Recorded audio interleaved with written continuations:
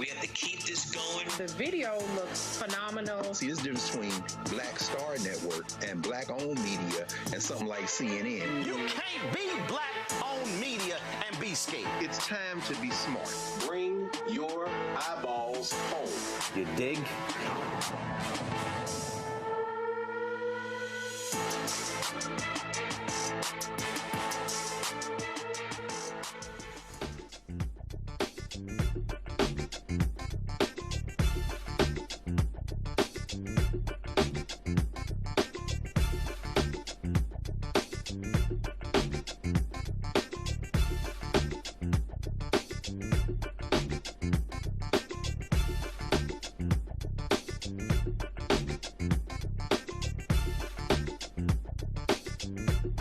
Today is Wednesday, July 8, 2026, coming up on Roland Martin Unfiltered, streaming live on the Black Star Network. Virginia Democrats had huge success in 2025. They were led by the first black Speaker of the House, Don Scott. I'll show you what he had to say in terms of what his strategy is moving forward for the Commonwealth. Donald Trump's DOJ sent a warning to state officials in all 50 states and the District of Columbia that they could face criminal prosecution over non-citizen voting, and will send election monitors to 15 states, jurisdictions in 6 states for this November election. We'll examine a new comprehensive multiracial study of the disaffected electorate that shows they are reachable. We'll talk to one of the lead researchers about that. Civil rights attorney Harry Daniels is here to talk about 2 cases: a black North Carolina woman suing a Gaston County Police Department officer and an advanced auto parts employee for wrongful arrest. It left her jobless and homeless. Plus, a black Delaware family wants the body cam video released of the police shooting of 19-year-old Kadir Skinner, who was shot in the back. The stepmother of one of the white teens who was with Nolan Wells before he disappeared explains why she deactivated her social media account. Plus, a twice impeached, criminally convicted felon-in-chief Donald the Con Trump is promoting what he's calling the Freedom Fuel Network, which claims to have the lowest gas prices.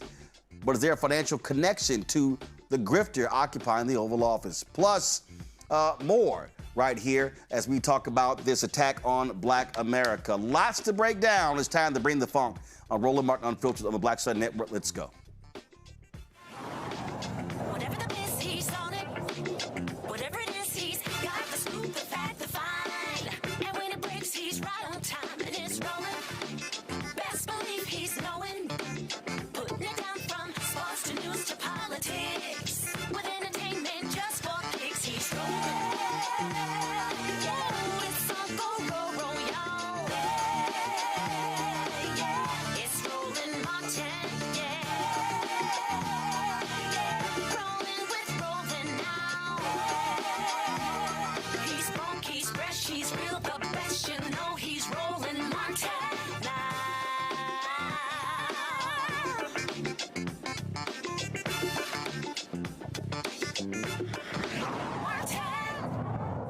Could Virginia, the success in Virginia, where Democrats control the House, the Senate, and the governor's mansion, could that be a roadmap for Democrats across the country? But also the investments made in reaching black voters. I talked to the Speaker of the House, Don Scott. We were at the Virginia Democrats Commonwealth Gala about that and other issues. Here's our conversation.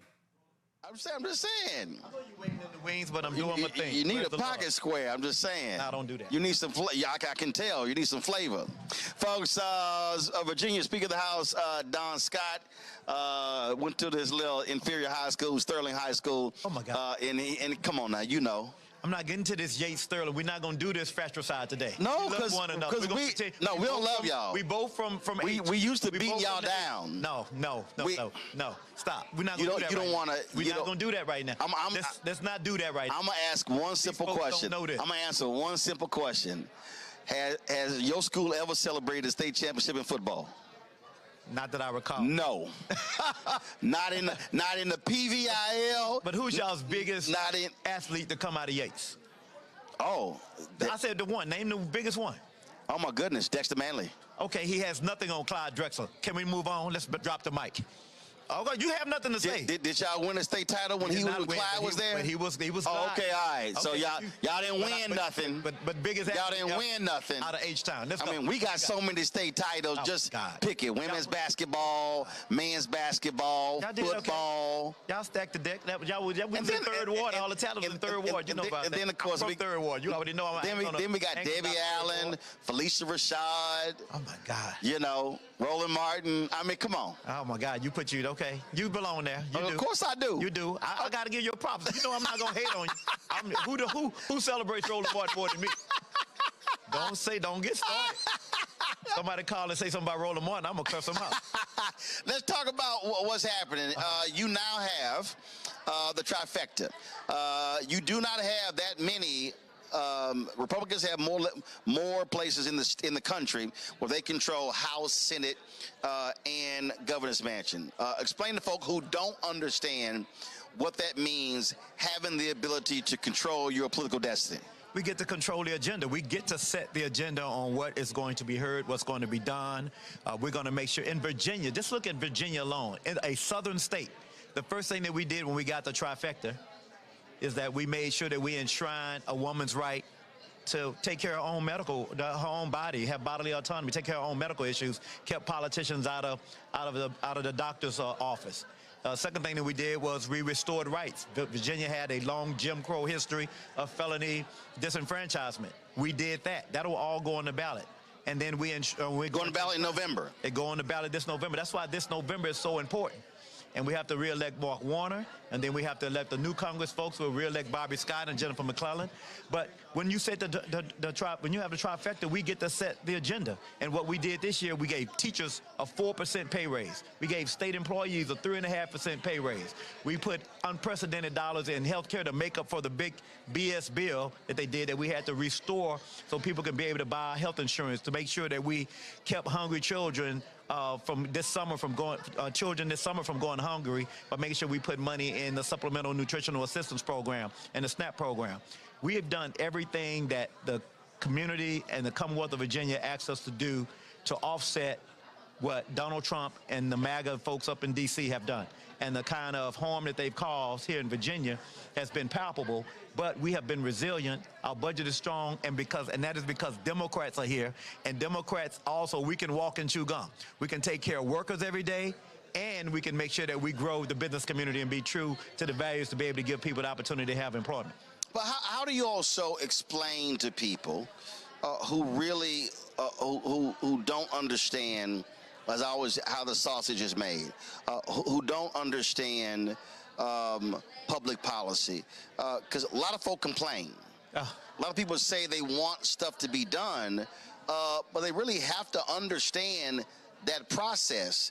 And I keep saying it, we got to have especially in our community, we got to have massive citizenship education training where people understand what a city council does, a school board does, county commissioner does, state, and what congressional folks do. And folks ought to understand, democracy is not a destination. You have to do it every single day. You don't get to say, oh, we won an election, it's over. There's another election, and in Virginia we have one every single year. So there is always something going on. You have to stay engaged. You can't be despair. I've heard people say, well, that didn't go my way, and so now what do we do next? What do you do next is you get back up and fight. And we're from a community down in Texas where we know, we just celebrated Juneteenth.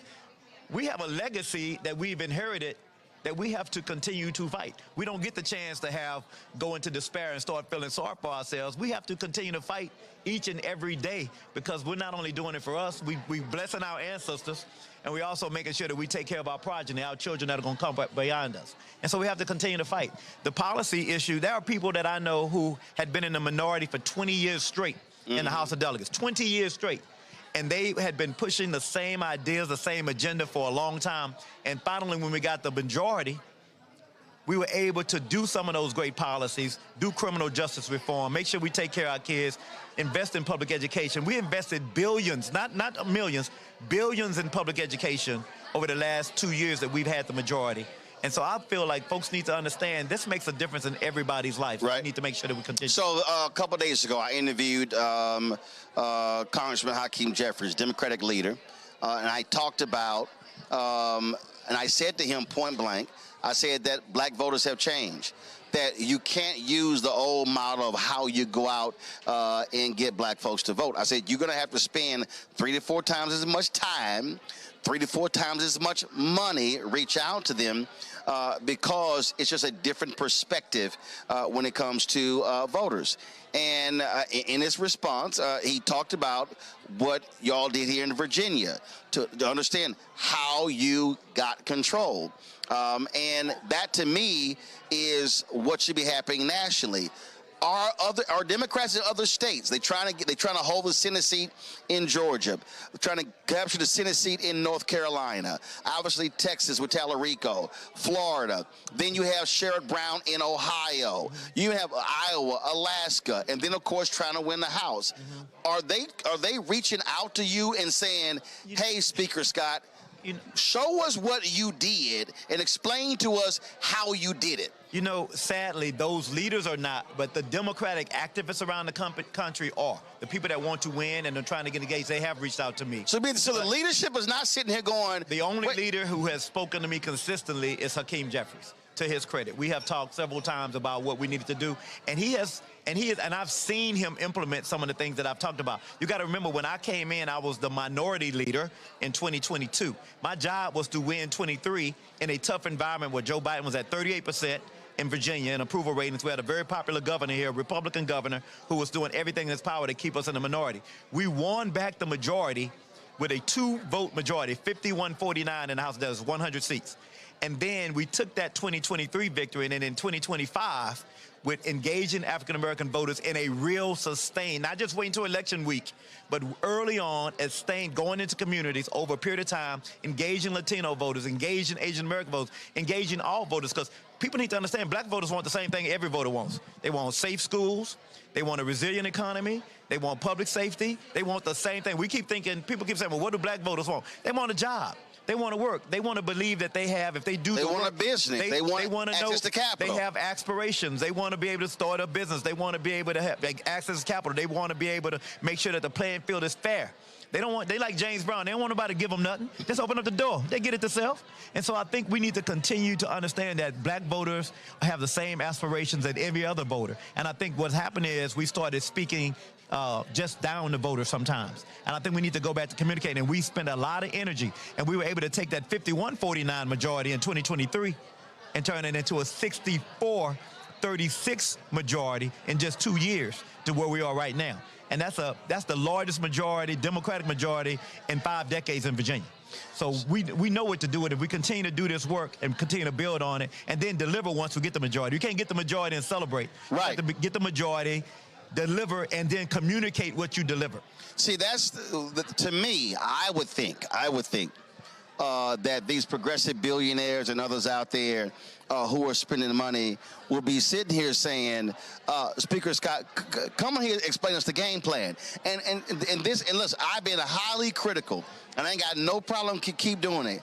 I still fundamentally believe that the biggest problem with the National Democratic Party is you largely have white male Democratic strategists who are not listening to black people, who are not engaging black posters, black consultants, and talking to people on the ground to understand how you win. You cannot win solely by appealing to white folks in the suburbs. And you can't appeal thinking, oh yeah, we got them, we got them. That's how Democrats in Texas lost Latino. In the last election, 1 million African Americans, 1.1 million African Americans did not vote. And Trump doubled his support among black men in Texas from 15% to 30%. Ashley Etienne dropped a new piece the other day. And so my deal is, if you want to win, you had better learn how to engage this new black voter, because the black voter in 2026 is not the same even when Obama ran in 2008. Totally different. Totally different. And folks have to understand that. And, you know, there is something about, that's why Mandami took everybody by surprise, because we live in these echo chambers. People got to get outside and go touch grass, go be outside more, because Joe Madison, God rest his soul, always said, you got to put it where the goats can get it. Yeah. And that's what folks are doing. And that's why we were able to grow here. And to Governor Abigail Spanberger's credit, that's why she did so well. She stayed focused and talking to folks, and she did a lot of outreach in all of those marginalized communities that folks had thought they had been left behind. And not only did she do it, then she delivered. You know, she delivered on things that they cared about. No, I know people talk about we legalize adult use cannabis, but that's not the only thing the black community cared about. That's one small piece. Right. People care way more about public school education, making sure the teachers got the pay that they leave so we would stop the brain drain here. So those are the things that we have delivered on, making sure that kids who were disadvantaged had an opportunity to learn and not be hungry. So those are the things that we focused on, making sure that we had access to health care and good health care, making sure that women got the health care that they needed, making sure that she started a men's, I ain't gonna say boys to men and boys commission, making sure that we understand what's happening that's keeping men from achieving, understanding the gender gap between attainment of higher education. These are all of the things that we're focused on. We're not just talking about it, we're being about it, and I think if we continue to do that, we're going to do well. You mentioned Zohran Mamdani, and this whole week, you've had this massive freak out, I really think, because the New York is the media capital of the world. Anything that happens that way. I do not believe that, oh my God, the Democratic Party has been taken over by Democratic Socialists. What I have said is, what the folks did was they presented an agenda, they spoke to the people, and they mobilized and organized. And if you are the so-called Democrat establishment and you are mad about what happened, that means that you were lazy, you weren't paying attention, you wasn't out there building your coalitions, and frankly, like in boxing, what do they say? You know, always protect yourself at all times. Yeah. What happened was they got caught slipping. Yeah. That's just what I think happened. Yeah. And so to now be mad, well, you didn't do what you're supposed to do. Well, what it should be is an opportunity for them to be motivated to make sure that they're doing what they need to do. And they could learn some things. Learn how they communicate, learn how they message, but not only that, learn how they mobilize and organize and get people excited. And I think that's very important. Because you had some people here who said, Don, what you doing? Yeah, what you doing bringing in Roland Martin? What are you doing? but also, why you doing that? Yeah. Why you spending this? Why you over at these churches? Yeah, why you over in this community? Why you in this Latino community? Why you over here at these suburbs? We had to go everywhere. And I think when you did that, we got a combination of folks that came together and a coalition that was highly motivated to help deliver what we needed to deliver. We have Democrats, we're a coalition. We're not like Republicans. We're not a monolith. You know, they fall in line behind Trump. Yeah, but also Democrats, the reality is, I keep telling everybody, the Republican Party is largely a white party. The reality is, and the Democrats, they have a much larger tent. Yeah. You got to satisfy a lot of different constituencies, and you just can't just say, you know, we're going to get rid of waste, fraud, and abuse. Yeah. We love God, and we love guns. Or as Howard Dean said, God gave guns. Yeah, we have to have a much more diverse menu for everything that we do. We have to give people an opportunity. You know, like I tell people, we just passed a $200 billion budget last week. That budget has something in it for everybody. Everybody that believed in us, that got something, we delivered something that they could believe in and go home and be excited about. And that is what you must do. We don't get to just be a monolith in our party, and that's great. That's what I think makes us a stronger party. A couple more questions for you before we let you go. I talked about going everywhere. I'm a firm believer. I don't like just looking at end results. I'm also about how did it get done, how it got done. So when you were the minority leader, did you pull the data and say, where did we lose? How did we lose? What were the margins? What were the counties? What were the precincts? Because that's what I keep. One of your delegates came up to me before. I spoke earlier today to the Northern Virginia Pastors Association, and I was telling them, I said, y'all got to stop doing these big, broad, get out the vote thing. I said, no, you got to have targeted efforts. I said, but you got to be able to study the data. And here's what was crazy. When I asked them, here y'all have this town hall, more than 200 people were in there.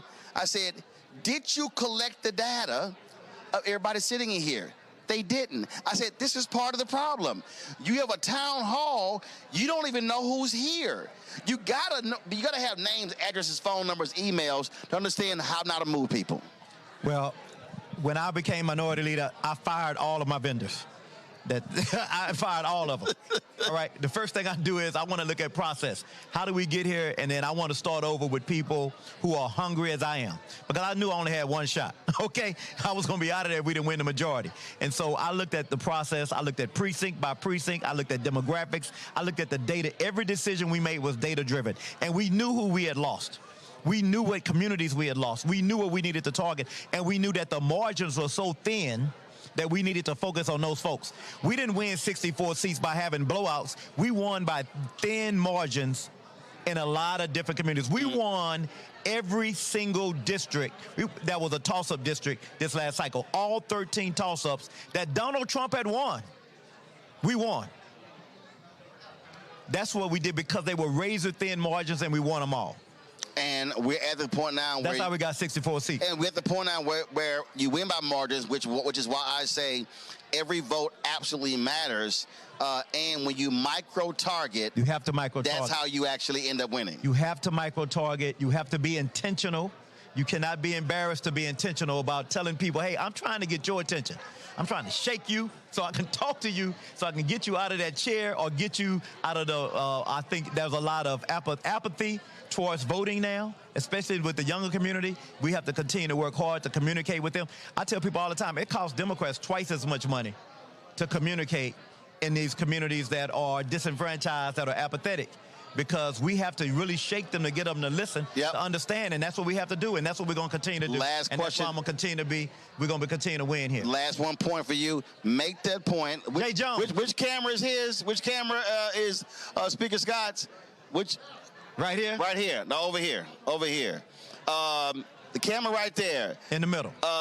Tell National Democrat and donors that very point in terms of how they must be spending properly in black communities if they expect a massive turnout in November. I mean, it's like anything that we do, there is no return on zero investment. We have to make huge investments to get the returns that we need to win in these elections. And we have to be very intentional and direct with the voters that we want to win over. If we don't do that and take them for granted, they will stay home. We're not losing elections because we don't have the message. I'm tired of hearing people say that. We're not losing elections because we don't have the ideas. We're losing elections because we're not making the investments in communities where they believe that we actually care about improving their lives and the lives of their children. That is why. Thank you. All right, Fred, I appreciate it. 06. My Alpha Aggie right here. So I'll tolerate Sterling. We'll mention the other two. Well, I will see. All right, folks, if you want to see all of our interviews from the night, simply go to our YouTube channel and check it all out. Let's talk about Donald Trump's Justice Department continuing to attempt to suppress votes. Again, it is their continuation war on black America. The DOJ has sent letters to election officials in all 50 states and the District of Columbia, warning them that they could face criminal prosecution for allowing non-citizens to vote, even though they already can't vote. The letters were signed by the Assistant Attorney General for Civil Rights, Harmeet Dillon, who is pathetic. It gives states 5 days to explain how they will comply with federal voter eligibility laws and ensure their voter lists are accurate. Dillon announced on social media that the DOJ will deploy federal election monitors to 15 jurisdictions across 6 states during the 2026 primary season. This is what she had to say. In 2026, in this upcoming primary season, the United States Department of Justice Civil Rights Division, as it has done for decades, is this year sending election monitors into 15 different jurisdictions in 6 states. And those states are Arizona, Michigan, Massachusetts, Minnesota, New Hampshire, and Virginia. And we're sending the monitors into cities. Joining me now, Robert Weiner, the Director for the Lawyers Committee for Civil Rights Under Law Voting Rights Project, Melanie Campbell, President and CEO of the National Coalition on Black Civic Participation. Glad to have both of you here. I'm going to start with you, Robert. Non-citizens voting is non-existent. I mean, and this is just the latest example of these people just trying to create nonsense. These states already know this. These states run elections all the time, but this is just more BS coming from this administration. No question about it. This is the administration trying to intimidate public officials who are responsible for voting. This is the administration trying to undermine public confidence in the integrity of our elections. In fact, voting is safe in this country. Our electoral systems have integrity, but this president wants to create chaos and lack of confidence, and he wants to use the chaos that he creates to justify setting aside the results of elections that he doesn't like. Melanie, I remember when Fox News was whining, complaining about members of the new Black Panther Party at a couple of polling booths in Philadelphia. They were actually black polling booths. What this here is, as Rob said, is absolutely voter intimidation. That is their aim, and they want to scare people from showing up. Oh, most definitely, Roland. And the reality is, this is just the beginning of the chaos. One of the things that we know that was tested was what they did in Georgia when they went into Fulton County and snatched ballots. The idea that they're going to use ICE, the idea they're going to use every weapon they can, is something we just need to be prepared for. And the question is how to make sure that we're prepared for it. It's very different when you have a federal government using legal, not legal, but using law enforcement, federal law enforcement agencies to actually try to hijack this election. So the idea that DOJ is going to send monitors is just another tool that they're using against the idea of free and fair elections. And so we have to try to do all we can to fight back. I know the Lawyers Committee love you all so very much, and the legal organizations are doing all that they can, but we also have to have our own front line, if you will, in these polling places. They know that people who are non-citizens aren't voting, but that's not the point. The point is, as has been mentioned, is intimidation to get folks not to show up. The point is what they did with the Haitian community and going after the Haitian community. And their idea is they can shave off. I was listening to your interview just a few, right before this, where the reality is elections are won, on the margins. You get enough of shaving away of fear and intimidation, people just won't even show up at all for fear that they can run into law enforcement and harassment, or even being jailed for no reason. So we've got a big fight ahead, but the enemy's showing the hand. We have to be prepared for it. Absolutely. And again, look, voters have rights. And I've said this here, Robert, that, they're calling for these Republicans to be monitors. Well, guess what? Progressives and independents and others got a right to have election monitors, too. We got to show up, Just the fact of monitors, it would not be troubling by itself. We had monitors when I was in the Justice Department. We monitored 800 communities in 2024. But when you put it in the context of the threats to voting officials, when you put it in the context of threats to cut off funds to jurisdictions that don't toe the line, then you have to say, we have to look at monitoring very closely. And we have to make sure that it is done properly, impartially, that it is done well. And, the problem with elections in this country is not who is voting. The problem is who isn't. And that's what we should be devoting time to make sure that everybody who is eligible is registered and that they get out and they vote. Melanie, we made it perfectly clear. If you want to see this nonsense end, the only way to shut it down is at the ballot box. That is to overwhelm ballot boxes nationwide. And that's it. We have to overperform in this election. We have to turn out in presidential election numbers, if you will. And that's the work. That's the hard work between now and when early voting starts. And assume that we have to also have our democracy defenders. I know that the faith community is doing. I know you guys are doing. We all are working together. We know all the things that have been happening. Looking at, I'm a Commonwealth resident in Virginia, so we know we have to do what we need to do. But whatever we're doing, we can expect more. And I'm with you that monitors normally wouldn't be a problem, but if you're monitoring to intimidate people, that is what you're coming in there to do. And if they show up with ICE agents, if they show up with FBI, all these things that they have at their disposal, the rule of law is not something that they are interested in. It is to use their ability to control legal law enforcement for the purposes of intimidation. And we've lived for a year and a half of this now, and even people losing their lives. So we have to be prepared for that at that ballot box and make sure that we have as many folks there as possible to be on the front line of protecting folks' right to vote.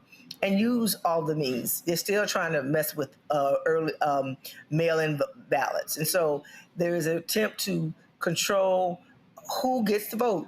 And so we know it, and we're going to have to keep fighting for it. And the only way, you're right, that we're going to be able to change it is to change who controls those power levers. Indeed. Rob, we're going to, Melanie Cameron, we appreciate it. Thanks a lot. Thank you. All right, folks, I want to bring in my panel right now, talk about this here, and of course, lots more we'll be discussing over the next couple of hours. Joining us on today's show, Robert Patillo. Robert Patillo, he is out of Atlanta, civil rights attorney, Patillo Law Group. We have Rebecca Carruthers, President, CEO, Fair Election Center out of Washington, D.C. Also, Joy Cheney, Joy Strategies out of D.C. as well. Glad to have all three of you here. I'm going to start with you, Robert.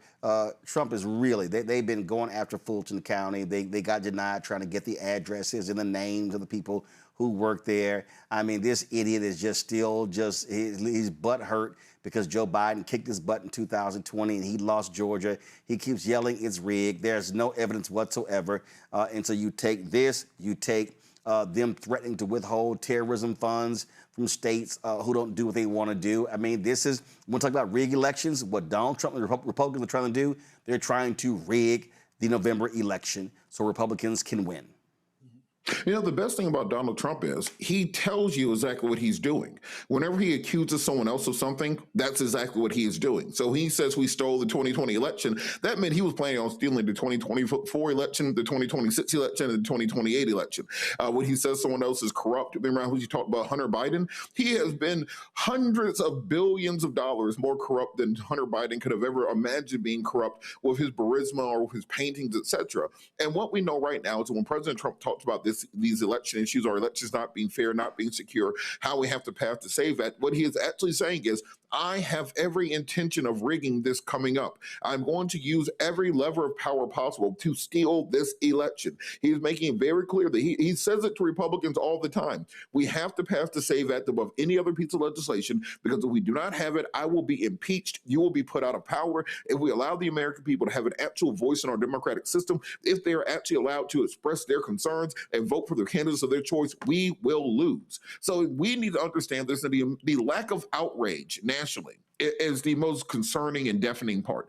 There's a reason when Donald Trump got into office, the first thing he did was go after social media companies. He had Zuckerberg, he had all the big social media people, Elon Musk at inauguration. Then he went after network television. He went out after the newspapers to install his own MAGA loyalists in every part of media. The reason for this is you have more people spending this summer debating the Spend That Ish challenge than talking about whether or not we will have the right to vote come this fall. And until we can break through to people and help them to understand the importance and gravity of what's coming up, what is happening right now, we're not going to be able to break through. And the first place we have to go is to all these MAGA celebrities who decide to perform for President Trump at America 250. And say, well, if you're going to be taking that check from President Trump, I need you talking about voting rights the remainder of the year. You got to make your money however that is, but I want you going out here and using that money to make sure we are informing our people and turning out the vote for November. Rebecca. States are already doing their constitutional role. Their constitutional role is to make sure that they are correctly administering state and local elections. They're correctly administering federal elections that happen within state borders. States are able to properly vet, to determine, to make sure that those who are registering the vote, those who are casting their ballot, are indeed eligible to register the vote and are eligible to access the ballot box. The reason why we see this particular president and the reason why we're seeing this puppet Department of Justice that has virtually cleaned out all of its voting rights attorneys who have been there for decades, who are steeped in constitutional law and steeped in voting rights and election law in this country. The reason why the Department of Justice fired all of those people, the reason why the administration is hell-bent on making sure that voters who are eligible aren't turning out is because they know that their policies aren't popular. The point is this, is that anyone in this country that is eligible to vote should be able to register the vote and cast their ballot and for their ballot to count. And unfortunately, this president doesn't want any of those things to happen. Joy. That's absolutely right. The other thing I think that is clear is that we have to make sure our groups are ready. So I want to make sure that our civil rights organizations, our fraternities, sororities, whomever, that we're working in concert with other groups who are also being impacted. Are we educating our voters? Are we registering voters? Are we making sure people are working as poll workers? Are we doing all of that? Are we giving money such that we can have ads, social media ads, TV ads, whatever way we need to do it? Are we buying time during Love Island and other, BS television that we watch? I was doing work actually for Melanie, and we were doing some work where we were pulling up Nielsen ratings. African Americans spend more than 40% of their time watching TV. This is more than any other group. So are we taking those opportunities? We can have a debate about whether that is a good thing.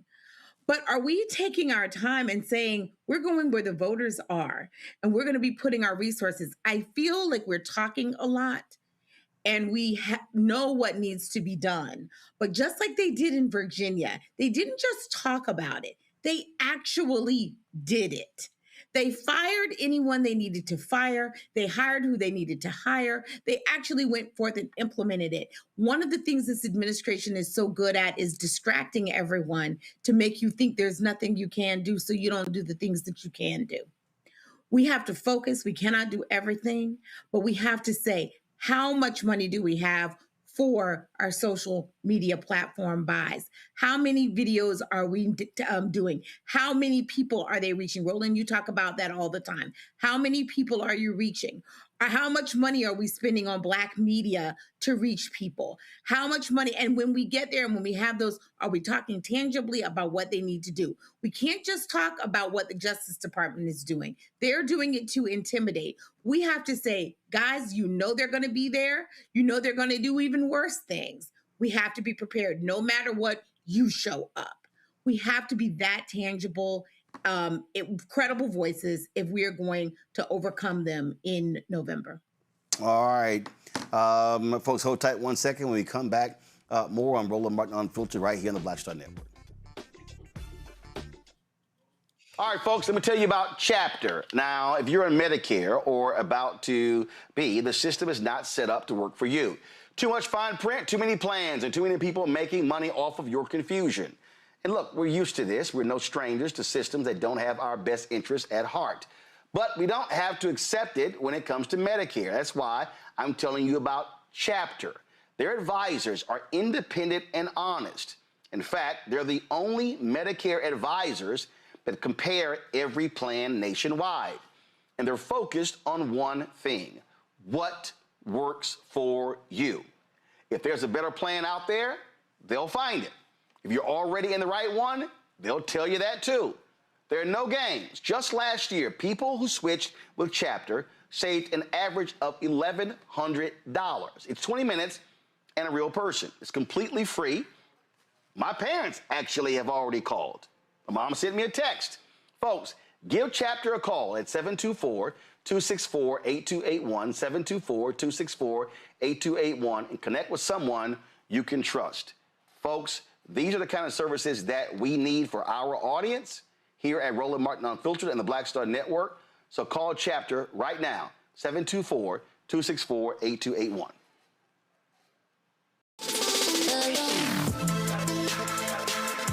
Hey y'all, welcome to The Other Side of Change, only on the Black Star Network and hosted by myself, Rhea Baker, and my good sis, Jameer Burley. We are just two millennial women tackling everything at the intersection of politics, gender, and pop culture. And we don't just settle for commentary. This is about solution-driven dialogue to get us to the world as it could be and not just as it is. Watch us on the Black Star Network, so tune in to The Other Side of Change.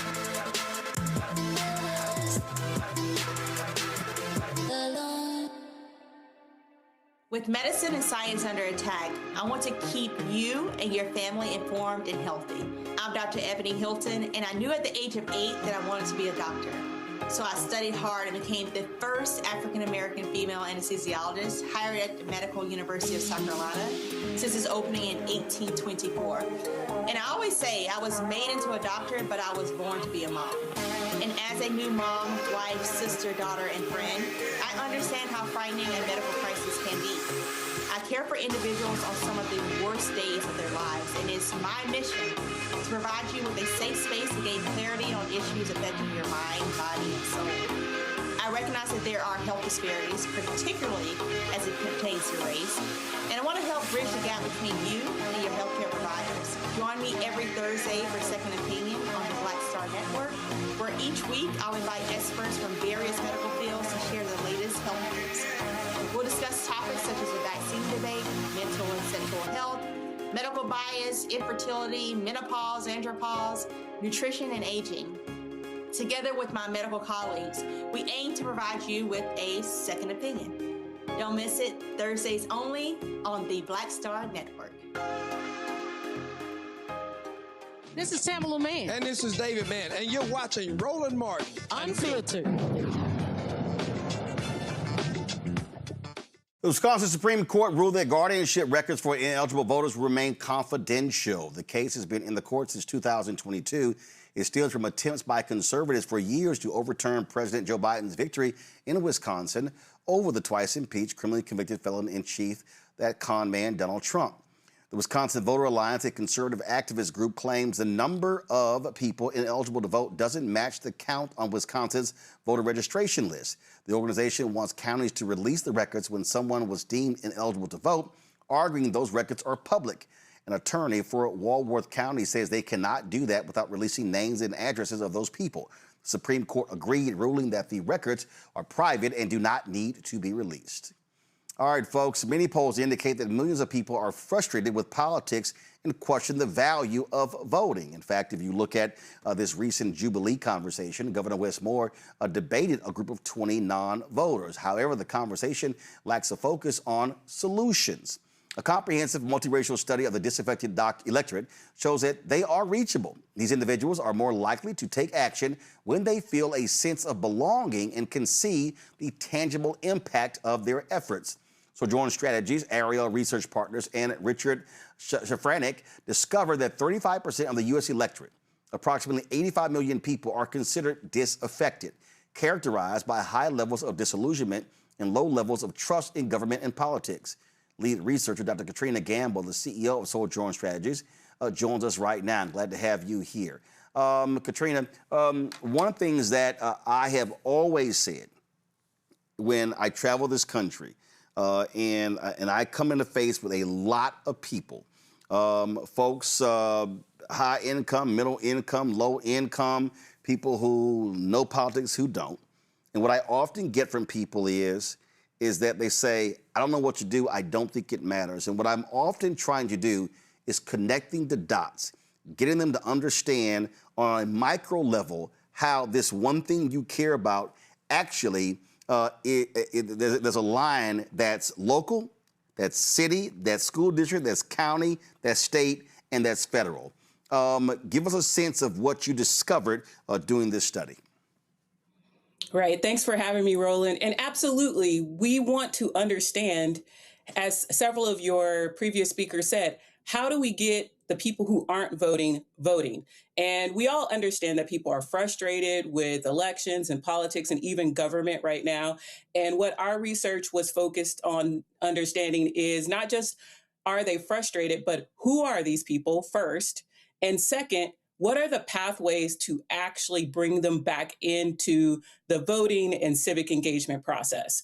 And one of the key things that we found is that, as you said at the top, that this is nearly 35% of the electorate is feeling this way, and that this feeling of disaffection is grounded in real experiences of distrust and frustration with elections and politics. And so the solution to bringing people back in is going to require something more than just simply quick message testing and things like that. So how do we then reach them? What are the ways to do it? One of the things that I have long called for is I call it citizenship education training, workshops, teachings, things along those lines, in person and virtual. And I say, listen, they should be on a weekly basis. There should be especially in southern states, every single week, a church or community group should be having these sessions. Gary Chambers does this in Louisiana, teaching people the basics of politics. I call it City Hall 101, School Board 101, County Government 101, State Government 101, Federal Government 101. What do the people say how they want to be communicated with and reached? Right. So first, there's two things I want to emphasize. To reach these people, we have to know who they are. And one of the things that we found in our research is that the people who are disaffected, not surprisingly, they are majority young, over 52% of them are millennials and Gen Z. These are people who have lower levels of resources in terms of income and education. So you could imagine these are the people who are economically strained right now. They're struggling. And so we need to know who the people are we're trying to reach first. And second, the research found that even though these people are disaffected and frustrated with government and politics, there are some clear pathways. To your point about local elections, even though they don't trust federal government, they trust the state government a little bit more. The place that we found where people trust the government the most is local elections. So one of the things we say is start with conversations about local politics. I think that's a good way to start building trust and engaging people. And the biggest thing we found is that the biggest predictor of this segment of folks to participate in elections is increasing their sense of belonging. Making sure that they are connected to organizations, that they are connected to people, that they are connected to organizations within their community. We actually found that if people had a higher sense of belonging, they were 2.5% more likely to say that they would vote in the 2026 elections if they didn't have any sense of belonging. You have here we go to my iPad. Identify messengers who share working class experiences and lean into working class values that address the immediate struggles disaffected face. Bishop William Barber, one of the things that he always does, he emphasizes, is that he wants affected voices speaking. When they have events, the Poor People's Campaign Repairs of the Breach, they don't want just they don't want entertainers, they don't want the politicians, they don't want those folks speaking. They want affected people speaking and explaining what they're dealing with. They want them to be centered. Is that what you're talking about here too? Yes, absolutely. We asked a question about who do you listen to about elections and politics, and people were very clearly, they named two things. People like myself, right? So we already said that these are working class people. So working class people and their friends and family. So it has to be people that they trust. And then we asked a question of who do you feel most connected to? And they said that they feel connected to working class people and people like themselves.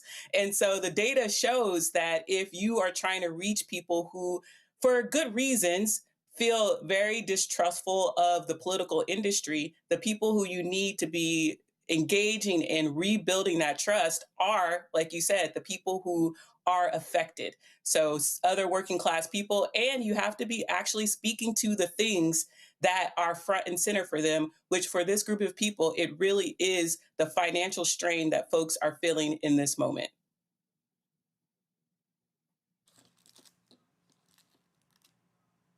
Rebecca? Katrina, thank you so much for being on the show tonight. So here's my question. With this study, with this research that you're releasing, what's the feedback that you're getting from it? Are you hearing from politicals? Are you hearing from parties? Are you hearing from organizations? Are people generally receptive? Do they understand the importance of this type of research? Yes, we've presented this research at a couple of different places since it's been released. And I'll tell you, most people immediately get it and they understand the impact of the research. They think it makes sense. It's not surprising in this moment where people are feeling deeply isolated and frustrated that the solution to bring people back in is to engage in community building, trust building in small spaces, to bring people back into a process that they feel like has failed them as election cycle after election cycle. So people understand it. The biggest thing that we're hearing from folks is that how do we shift the work that we've previously been doing that is like super transactional, dropping into Black communities and communities at the last minute with a quick ask to vote? How do we get funders and other folks who are invested in campaigns to shift their strategy to actually investing in the type of work that allows organizations to go in and do the community building that Roland was mentioning and building that type of trust to then move people to the ask about voting? You have to actually invest more deeply in the process if we want to bring those people who are already on the margins back into the process. Joy? Did you all do anything that kind of did a cross-section of socioeconomic status for each of the people that you were researching and talking to? So like, do people at, different economic strata, do they have different young people? Do they respond differently?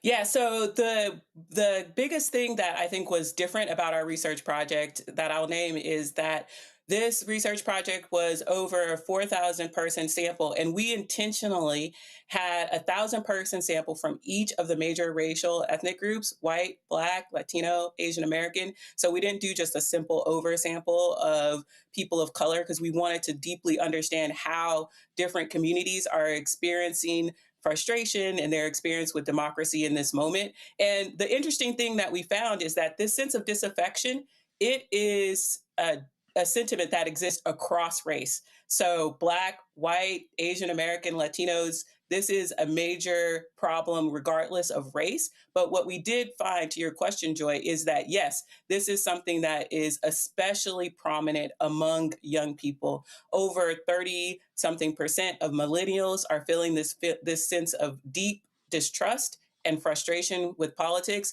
and a large segment of Gen Z are feeling that same way. Okay, but before I go to Robert. And it was regardless of, no, go ahead. One go ahead, follow-up. Go ahead. It was regardless of their socioeconomic status? Because I think that's a good point. Yeah. Like young people, regardless of socioeconomic status, or did you all measure that? Yeah, we did. The disaffected electorate also tend to be more working class. Over 30% of the folks who fall into that 35% segment are actually people who make incomes less than $30,000. So the people that we're talking about, they're younger and they're people who are struggling financially. In terms of to that particular point, when you talk about disaffected, and did you ask them, or do they articulate where they are getting their information from, or are they also out of the information loop? Most of them are getting their information from social media, especially young people are especially getting, when we ask questions about where you're getting your news, the vast majority are getting their information from social media channels. That's where people are getting their information. And to this point, most of them do not trust most news sources. And so they're getting their information from the channels that they follow and the people that they trust, and whatever information is moving through those vehicles. So television and some of the other like newspapers, especially for young people, very few of them said that they were getting their information from those particular news sources. Robert? Thank you so much for all the work that you're doing. It reminded me of the work about 30 years ago, a political philosopher out of Atlanta, Andre Benjamin, and his seminal work, Get Up, Get Out, where he said, they're telling me to get out and vote. Why? Ain't nobody running black but crackers, so why I got to register? I can think of some other stuff to do. And I articulated the nascent concerns of the disaffected youth of the 90s, particularly of African-American males, about the transactional nature of voting, the idea that whether you vote or not, you're going to have a similar outcome. So why bother doing so? What emphasis do you think the current political parties need to place on actually providing a articulable roadmap to young people to motivate them to vote? It's hard to say, well, if you vote now in 2026, then maybe in 2028 you can vote again, and then maybe by 2030 we can get something done. It's difficult to motivate people with that when they want immediate change and immediate handling of their current concerns, because there's very few people on the national level actually having conversations about the needs of Gen Z and younger voters in particular, but we expect them to turn out at these like Obama 2012 numbers to vote. Absolutely. And I'm actually, I really appreciate you naming this idea of voting specifically, because that was one of the other really big findings we found in this research. We went into it assuming that people who feel disaffected, that they are apathetic and that they mostly have checked out of elections and politics altogether. And what we actually found is on a number of other measures of civic participation, that they are as active as people who are not disaffected. So they are actually more likely to say that they were going to sign a petition or participate in a boycott in the last 12 months than people who are not disaffected. The thing that they're not doing is voting. And so the reason why they're not voting is because, and we did this in our focus groups, we talked to them, is that they feel like that it doesn't matter. So they're making choices to do the things that they believe can actually affect change. And some of those things are donating to mutual aid and like working directly with people in their communities, joining boycotts and things like that. And so if we are going to do the work of bringing these folks back into the actual action of voting, there are several things that people are saying. They want politicians to actually deliver on their promises. A lot of them articulated that I showed up and I voted and people said they were going to do all these things and then nothing happened. And so I chose to focus on my family and take care of my community. So we need people to actually deliver on the things that they're promising.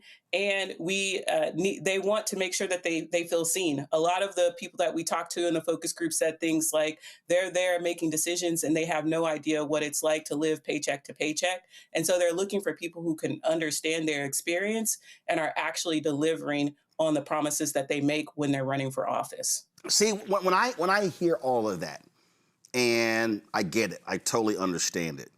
And this is where, again, I believe lack of political understanding is part of the issue.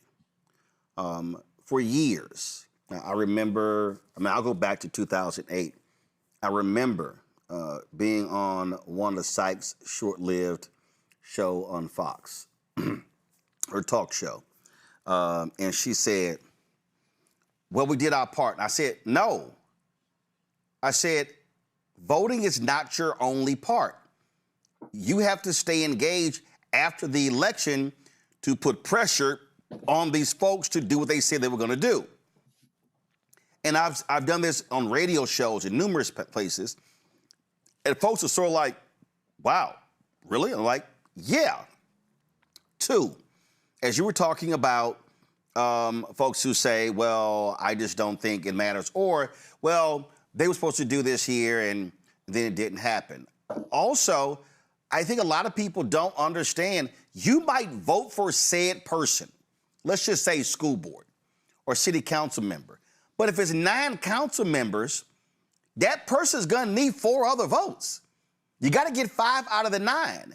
And what I've encountered are a lot of people who really don't understand that, yes, you might vote for an individual, but there are other pieces of this political thing.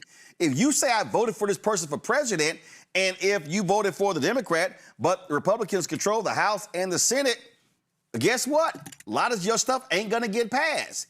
And so was that showing up, and did they speak to that in terms of what is gonna be required to walk people through the reality of what politics really is about? Because I just think, again, and I've been encountering people for years, Katrina, I just think people just go, oh, well, I elected so-and-so, nothing changed. Well, they're one of 200, if they're in a majority in the House, one of 218.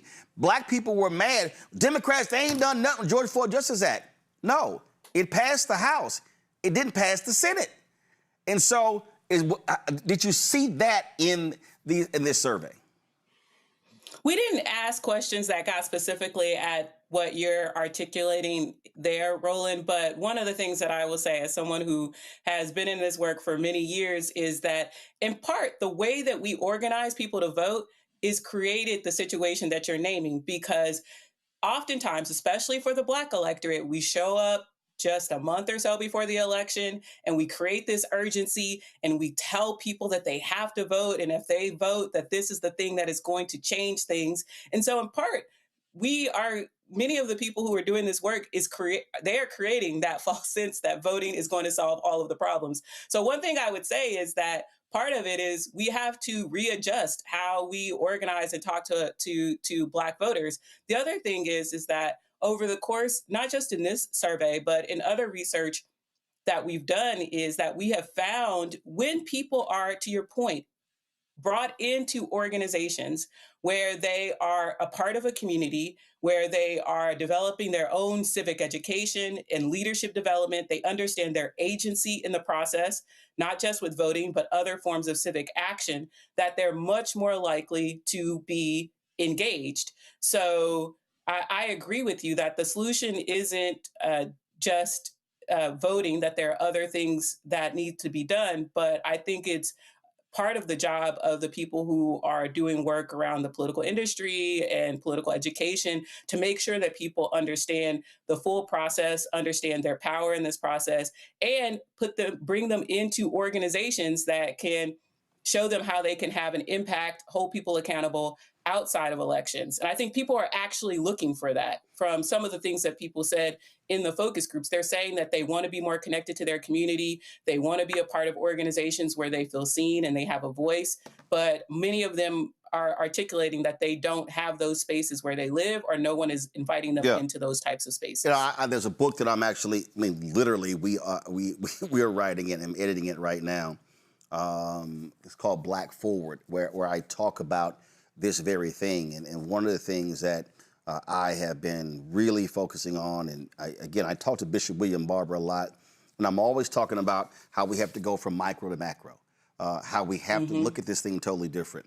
Again, I grew up, the reason I am politically astute, the knowledge that I have, is it wasn't top down. It was because my parents were co-founders of a civic club. That was as micro as you can get. And I often talk about in my speeches where I say you can't have a great nation without great states. Great states require great counties require great cities. Cities, neighborhoods, blocks, streets, houses, families, one person in the house.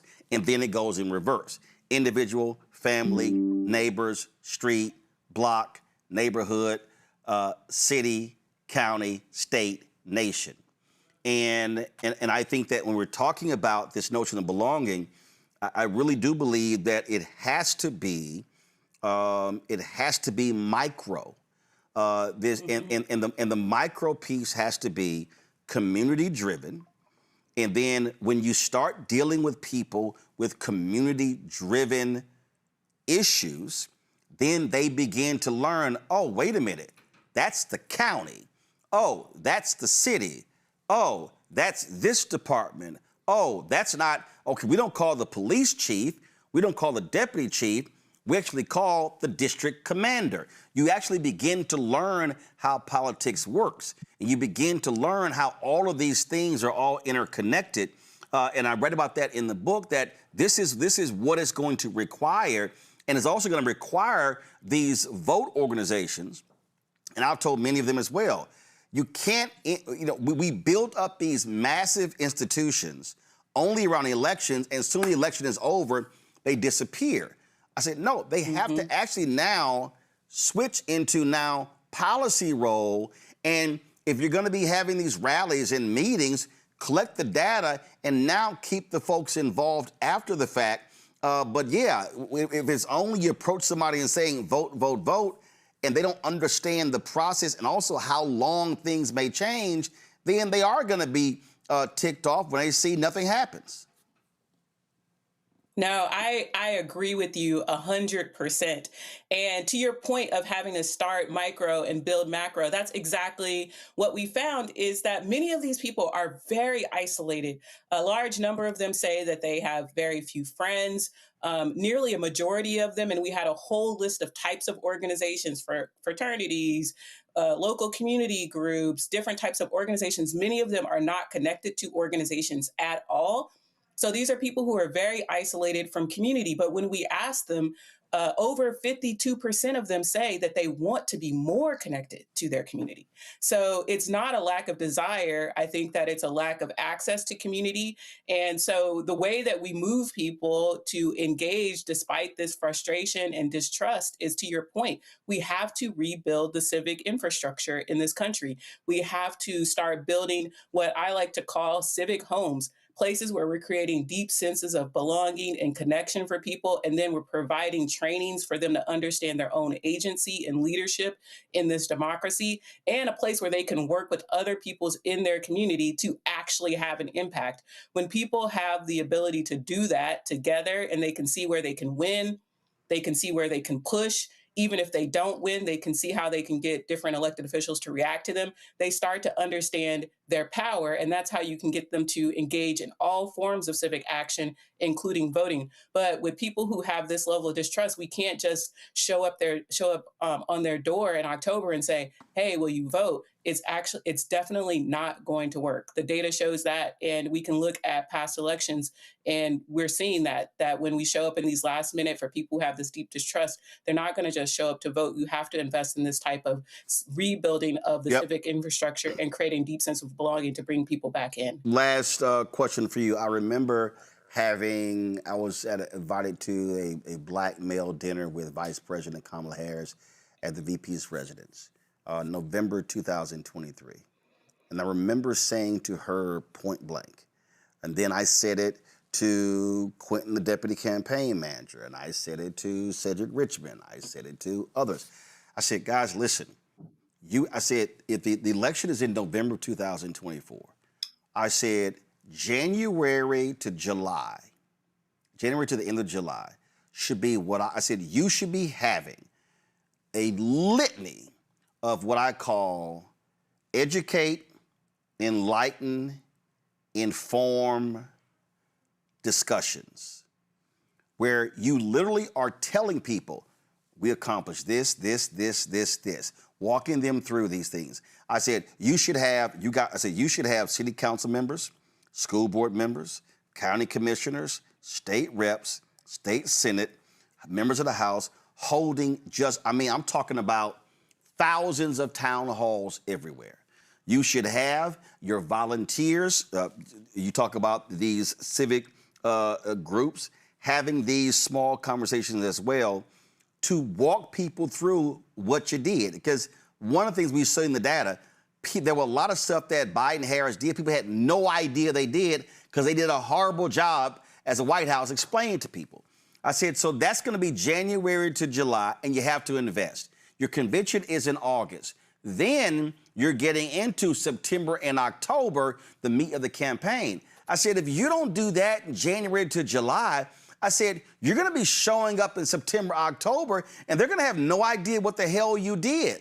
And I've said this to so many damn candidates, and I'm like, y'all have got to stop the normal way of running, because you're going to have to invest more time and energy on the front end. You need a longer runway than just this short 2, maybe 3 month window. I could not agree with you more. We actually did research. We did Black values research in late 2022 and again in 2024, where we had found this large segment of cynical voters, and the data was showing us that you have to start early. You have to be having these small conversations. And honestly, we were sharing that information all over the place to whoever would listen. But we are trying to disrupt a political industry that is used to doing things a certain way. And so that's why we're out here sharing this research. We're trying to disrupt that and let people know that the things that work, and we have partners like an organization called Power Interfaith in Pennsylvania that are having these small, what they call soul food dinners in barbershops, in community centers, in churches, where they're meeting in small groups to talk to people, build trust. And they're doing these conversations over and over again to move people to become more civically engaged. That's the work. I know it doesn't feel super sexy and quick, but it's the thing that is necessary. And the data keeps showing us that that is what's necessary for us to bring in nearly 35% of the electorate back into politics. So, and again, and the numbers also show, you move 5 to 7%, you switch the election because you're now in the narrow margins. Rebecca, the thing here is, and you asked the question in terms of sharing with these different people, here's a fundamental flaw, Rebecca, and that is these damn campaign consultants do not want to spend the money on things like this. They don't want to put it on the ground. They don't want to have it community driven. They just think that everything is solved with TV and radio ads. Or they want to improperly vet Senate candidates, right? Which we've all seen. We've seen some of the video around that. Here's the thing. If we're saying that democracy is under attack, if we're saying that we're fighting for our future, then we need all of those with resources, especially donors, those in the donor class. Put your money where your mouth is. Many of us are having meetings with these very people and we're telling them, hey, there needs to be resources out in the field to make sure that there is proper voter education. The reason why it's so important this year is we have the leader of the free world. We have the president of the United States of America using his bully pulpit to attack relentlessly our voting system in this country. He is going on air. He is from the White House, from the Oval Office. He is saying that the election integrity of this country is under suspicion. He is also saying and doing other things by using every agency in the executive branch to attack voting rights in this country. He is relentlessly suing. He is threatening to withhold money from states. He is attacking vote by mail. He is attacking campuses from following the law, which says that campuses that receive federal funding are supposed to provide opportunities and register students to vote. He is hell-bent on making it tough for people to vote in this country, and we need donors. Not just political donors, but we need donors who support democracy, donors within civil society to actually move money into the field. It's not just my organization, Fair Election Center, that is suffering, but it is many organizations. Like Melanie Campbell was on earlier. Many of our organizations have been starved out of funding in such a critical year. And so when we actually have data that Katrina put forth that shows you have to engage with voters if you want them to turn out, then why wouldn't we put those resources behind the very groups that are poised and actually have the expertise to do so? Well, hopefully that happens. Katrina, tell people where people can actually go and see your information. They can find the research at dpifund.org, and they can follow my organization at Sojourn Strategies on all social media channels. All right. And our website is sojournstrategies.com. All right. We surely appreciate it. Thank you so very much. Thank you for having me. Folks, coming up next, we'll talk with attorney Harry Downs about a couple of cases he's involved in. Also, those of you who are watching on YouTube, y'all hit the damn like button. Y'all sitting here commenting left and right. Y'all need to hit that like button. We easily should be at over 1,000. Why are we at 560? So we're on a commercial break. Hit the damn button. You're watching Roland Martin Unfiltered on the Black Star Network. Support the work that we do. Join our Bring the Funk fan club. Your dollars help to this show, the other shows on the network, allows us to be able to build and grow. We've had more than 48,000 donors. Keenan, get me the new number.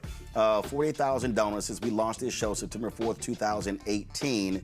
We would love to get to 50,000 donors by our 8th anniversary on September 4th of this year. So if you want to join us, please go to, if you want to use Cash App, use the Stripe QR code. You see it right here on the screen. If you're listening, go to blackstarnetwork.com. Also, of course, checks and money order. Make it payable to Roland Martin Unfiltered, P.O. Box 57196, Washington, D.C. 20037-0196. PayPal's R Martin Unfiltered, Venmo RM Unfiltered, Zelle Roland at RolandSMartin.com, Roland at RolandMartinUnfiltered.com. We'll be right back. All right, folks, let me tell you about Chapter. Now, if you're on Medicare or about to be, the system is not set up to work for you. Too much fine print, too many plans, and too many people making money off of your confusion. And look, we're used to this. We're no strangers to systems that don't have our best interests at heart. But we don't have to accept it when it comes to Medicare. That's why I'm telling you about Chapter. Their advisors are independent and honest. In fact, they're the only Medicare advisors that compare every plan nationwide. And they're focused on one thing: what works for you. If there's a better plan out there, they'll find it. If you're already in the right one, they'll tell you that too. There are no games. Just last year, people who switched with Chapter saved an average of $1,100. It's 20 minutes and a real person. It's completely free. My parents actually have already called. My mom sent me a text. Folks, give Chapter a call at 724-264-8281, 724-264-8281, and connect with someone you can trust. Folks, these are the kind of services that we need for our audience here at Roland Martin Unfiltered and the Black Star Network. So call Chapter right now, 724-264-8281. What's up, everybody? It's your girl, Latasha from the A. And you're watching Roland Martin Unfiltered.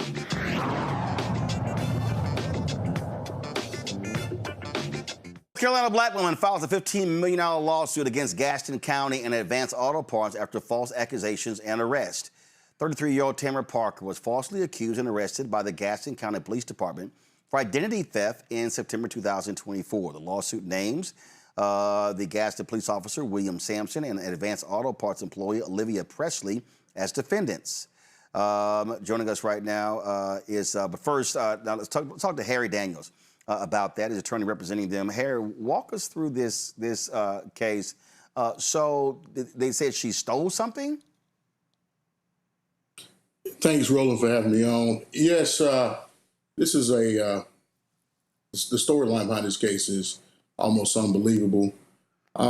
This is a situation where somebody used somebody else's account, bank account, to basically take or get iPhones delivered to a Advanced Auto Part store in North Carolina, right outside Gastonia, North Carolina, in Gaston County. My client goes to the store on a certain day looking for a part for her husband. He was fixing on a vehicle. Nothing unremarkable. That's going to the store. They didn't have the vehicle. They didn't have the part. She leaves. About a week later, a police officer shows up at her home with a search warrant, searching a house. I had an order to search warrant to take cell phones, iPads, as such.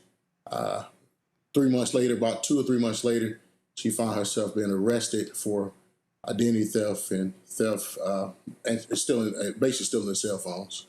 Later on, she proclaimed her innocence from the beginning, that she had nothing to do with this. She was accused. I had to go through the court system, had to hire an attorney. Eventually, her case was dismissed. Once we just got the discovery, we learned that the employee at the Advanced Auto Parts store actually sent a picture to the detective in the case, investigating the case, saying that on a certain day, May 20th, 24, that my client was at the store and took a picture of her vehicle. Well, on May 20th, 2024, my client was at a kindergarten graduation for her daughter. And GPS evidence proved she was never there. The police have knowledge of this. We believe that the information provided to the investigator was a ploy to implicate my client in a crime that she didn't commit, because we believe the person who actually maybe committed the crime worked at the store to try to throw the police off their tail. Nevertheless, my client case was dismissed. But during that time, she lost her home. She lost her job, almost lost her home went in foreclosure, credit. She spent money. Her family is torn apart. And she's just now trying to put together the pieces for what happened to her back in 2024. This case is a case that's almost unbelievable what happened. The only thing that she did, she went into the store as a black woman, found herself charged, arrested, and her life basically turned upside down because somebody lied, and the police officer had evidence to show that she did not commit the crime, nor was she around in the area when the crime was committed. Wow, that's a whole lot right there. Let's talk about this story out of Wilmington, Delaware, where a black family is demanding the release of the body camera video after Kadir Skinner was shot in the back while running away from a police officer. Police say Kadir pointed a gun at the crowd of people, but Skinner's family questions whether or not their son had a gun and claims he was running from a dog. Harry, walk us through this, who this young man was, and again, so they claim he had a gun? Yeah, so Kadir Skinner, good kid from a good family, 19 years old. He, in fact, the day when he was killed by police, it was actually just before he was shot and killed, visiting his elderly grandmother. We've seen the video, myself and Attorney Crump, along with Attorney Chance Lynch with Ben Crump. We represent this family in this matter. We actually seen the body cam footage. The body camera footage hopefully be released to the public real soon. And on that body cam footage, you're going to see that Kadir Skinner is running from a dog. He's running from a dog. A police officer gets out of a squad car, chases him, and subsequently shoots him in the back, where Kadir ultimately died of his injuries. I mean, the allegations that he had a gun in his hand. Roland, I'll be first one to tell you, we saw the video. We did not see a weapon in his hand at all. And in fact, if in opposition, if he did have a weapon in his hand, he never pointed the weapon at police. He never threatened anybody with a weapon. And the law is very clear in that circuit. You cannot shoot and kill a person just because they had a weapon. He have to have some type of threatening moves or some type of move towards police or law enforcement. I mean, others or law enforcement. That didn't happen. This is a very tragic story.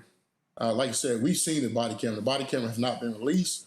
I hope the body camera be released very soon so it can give some transparency to what happened to Kadir Skinner. Like I said, myself and Ben, we all over this case. There's more to come. This case will probably be thrust in the national limelight media once this video is released. Yeah, it's amazing how all this time they haven't released a video. Normally, if it helped their case, that video will be out quickly. Yeah, it doesn't help their case at all. I mean, this video it doesn't help their case. I mean, this video shows exactly what some of the witnesses said. He was running from a dog. You know, it's riding while black, shopping while black, boating while black, never running from a dog while black. You know, I don't know why the most dangerous thing to police officers is a black man running away from him. And this young 19-year-old kid with a whole life ahead of him, gunned down, and it's premature. It should never have been shot at all. And it's unjustified and it's inexcusable. And we hope that we can deliver some measure of justice to this family. All right, Harry Daniels, surely appreciate it, man. Thanks a lot. Thanks, Roland. Take care. Folks, the investigation into the death of 19-year-old Nolan Wells is ongoing, and increasing speculation online is focused on one of the families linked to the July 4th boating trip. Ashley Cole, a judge on Mississippi's 16th Chancery Court, and the stepmother of Warren Hudson, one of the white teens who accompanied Wells on the trip to Horn Island before he disappeared, issued a public statement after deactivating her Facebook account in response to the growing rumors about her family. Yeah, this is what she wrote. Our family, along with the community, grieves the loss of Nolan Wells. Our thoughts and prayers are with Nolan's family. Our son, Warren, loved Nolan dearly. Unfortunately, I feel that it is appropriate for our family to dispel some rumors with facts based upon the social media attention that is being diverted away from the Wells family and their loss. Yes, I deactivated my Facebook. Given the very heightened emotional state of social media right now, I fear for the safety of my child and my children. My husband and I have 6 children, and we covet their privacy. We do not believe it is appropriate for our minor children's photographs to be circulated throughout the internet, presenting potential threats to their safety. I graduated high school with Christine Wells Wansley. We are from the same community. I have the utmost respect for her and all of the Wells family. We mourn the loss of Nolan with them. Our prayers have been and will continue to be with them. My husband and I were not at Hone Island at any point on the 4th of July. No one in our family is trying in any way to impede with the investigation by law enforcement or to otherwise hamper the family and law enforcement's quest for answers. Warren was interviewed by the Gaston County Sheriff's Department and cooperated fully. He saw Nolan last at around 3 p.m. on July 4th. They left around 4:30 p.m. when the boat was taking on water and they had an issue with the bilge pump. Nolan made a decision to stay on the island and return inland later with another group of friends. Yes, I am a judge. I also value transparency. I apologize if anyone was offended that I deleted my social media. There were no nefarious motivations in my deleting my social media. Social media has a lot of positives, but a whole lot of negatives. We live in a world of clickbaiting, sad but true. My family is hopeful that this information will help to redirect the attention to the Wells family, their grief, and their need for our community support. Folks, Nolan's family is waiting on the results of an independent autopsy that's actually being performed, according to attorney Ben Crump. This still, Robert, is a rather strange story. So here she says that they left around 3. Nolan chose to come back with another group of friends. Okay, where are those friends? And also, we've seen the social media video. There were a lot of boats in that area. If y'all have the video, play it, where they recorded Nolan arguing with several white male teens. Yeah, well, I think the issue to me people have, and to the judge's statement on social media that it has both positive and negatives, one of the positive is it makes it very hard for people to bullshit you. In 20, 30 years ago, something happens, you have to take someone's word for it. But in 2026, there's GPS location on nearly every phone. Any Gen Z is recording 24 hours a day, 7 days a week.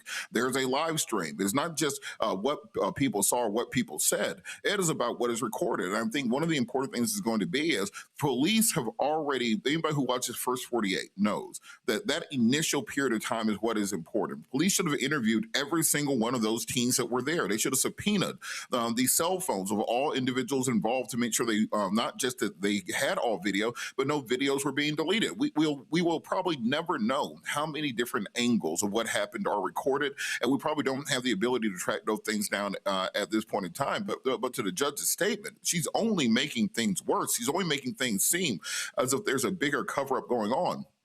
I've had the same 5 best friends since freshman year of college. It's been 24 years. We've all been friends. I know where all of them are at any given time. And if one goes missing for any period of time, we will all come together like the Avengers to make sure I'm usually the person missing.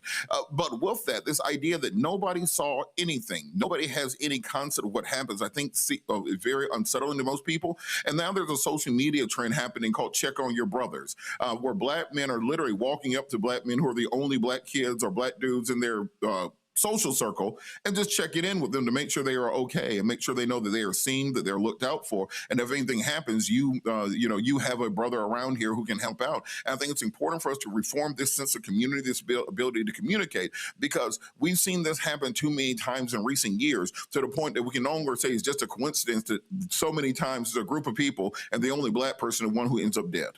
Here's why I'm confused, Rebecca. This is a News Nation story as they were looking for him. It says, Wells didn't have his cell phone when he went missing. His parents, Christine and Elmore Wansley, now have the phone. Okay, Rebecca, for the life of me, I don't know any Gen Z that is not always with a phone. I'm Gen X. My phone's always with me. They are never not on my person. And so it's like, okay, so if he decided to stay back with another group of friends, he wouldn't have his phone? Why would his phone go back with the first group of friends? That judge should have kept her mouth closed, because here's the other thing. In addition to how we know how people are with phones, especially 18-year-olds, especially teenagers, we know that phone is basically glued to their hand. Like, they literally do everything in life with their phone. They go to sleep with the phone in their hand. They shower with the phone in their hand. They go to school with the phone in their hand. Unfortunately, they be driving with the phone in their hand. Here's the other thing that we also know. If your child does not come back, and it's now getting dark, guess what's happening? Not only is that parent or those parents, those guardians calling law enforcement, they're also calling the parents and the kids that their child was with. So you mean to tell me, this is what my assumption is, you mean to tell me that a mother is calling around trying to figure out where her son is, but no one calls the police?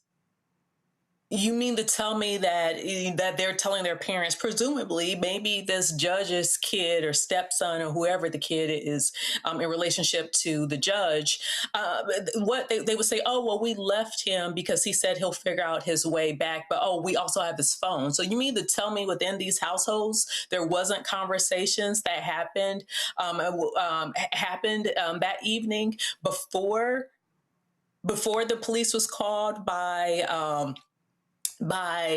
Nolan's mother? Like, none of that even makes sense. And so for her to even put together these words, like actually type these words and then post these words, she's a judge. And I know some of these judges aren't properly vetted, but come on.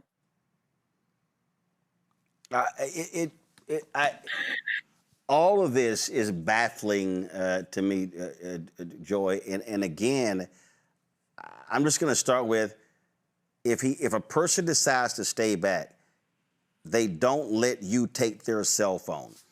A young person is taking pictures, taking videos, all that sort of stuff along those lines. How does the phone get separated from the kid? I don't know. Listen, I unfortunately disagree with some of my co-panelists here. I don't think there was anything wrong with what this mother said, and she chose to say she was going to get off social media. Hell, I've gotten off social media when things get too hot. So I don't really have an issue with that. We don't know her son's involvement, what to the extent. We don't know anything. What we do know is it's suspicious. We do know that. I agree with you, Roland. I think it's very unusual that a young person, any person, would be separated from their phone, especially if they were that far out, right? That just feels unusual to us. The investigators are getting a lot of information right now. And what we have got to do is make sure that we are keeping the pressure up, that we want regular updates on this story, that we want to make sure everyone is investigated, including some of the parents who may have been engaged with some of they're adults, but some of their young adult children who may have gone to their parents and talked to them after the fact. We don't know that, right? So I'm sure everybody's cell phone numbers, cell phones will be, looked at, subpoenas, et cetera. All of that should happen. We should have a record, not just of the, parent social media. The parents weren't there, so that's likely irrelevant, but the children's social media is absolutely relevant. So if they eliminate their social media accounts, I think that's a horse of a different color. I hope that we're all seizing that information, that evidence right now. We need to know everything that happened on that island, proceeding to it, and importantly, after. What did they say about that situation? Did they try to coordinate their stories? All of that is information we need, both from the friends that he went there with, the so-called friends that he was remaining with, the girl that he was with, all of those people. I know they're being investigated now. That's the information that I'm looking for. The mother who happens to be a judge, I feel is a red herring, and I'm just not going to go down that rabbit hole. I think the main goal is, are we making sure the investigators, the sheriff, are they doing a thorough investigation, and are they being interfered with in any way, shape, or form in that investigation? Is it happening quickly? That's what we want to know. And what do his parents say about their engagement with the cops? Those are the things that I'm looking for. We certainly will continue to cover this case. Time to go to break. We come back. Republicans love talking about illegal voting. But why is it every time we talk about folks who vote illegal, it's a Republican, such as Texas Attorney General Ken Paxton? That's next. Roland Martin Unfiltered on the Black Star Network. All right, folks, let me tell you about Chapter. Now, if you're on Medicare or about to be, the system is not set up to work for you. Too much fine print, too many plans, and too many people making money off of your confusion. And look, we're used to this. We're no strangers to systems that don't have our best interests at heart. But we don't have to accept it when it comes to Medicare. That's why I'm telling you about Chapter. Their advisors are independent and honest. In fact, they're the only Medicare advisors that compare every plan nationwide. And they're focused on one thing: what works for you.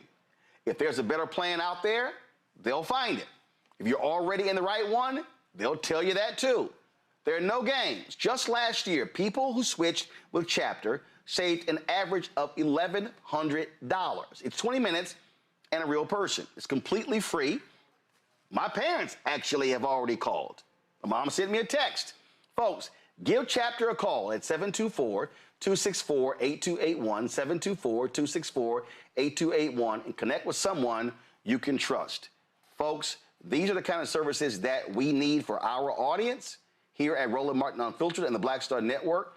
So call Chapter right now, 724-264-8281. I'm Ryan Wilson, CEO and co-founder of The Gathering Spot, and you're watching Roland Martin Unfiltered on the Black Star Network. Folks, Crusading McAfee brand Texas Attorney General Ken Paxton, who built a career hunting down so-called voter fraud, may have committed some of his own 6 times.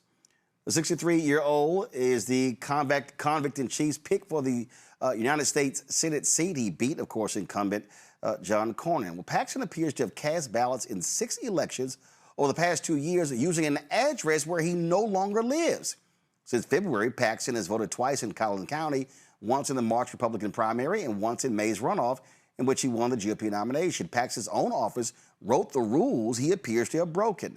Just 2 weeks before this year's primary, he unveiled a voter fraud tip line, stating that, quote, "It is illegal to misrepresent your residence on election records." The alleged offense is not minor. Voting while ineligible is a second-degree felony in Texas.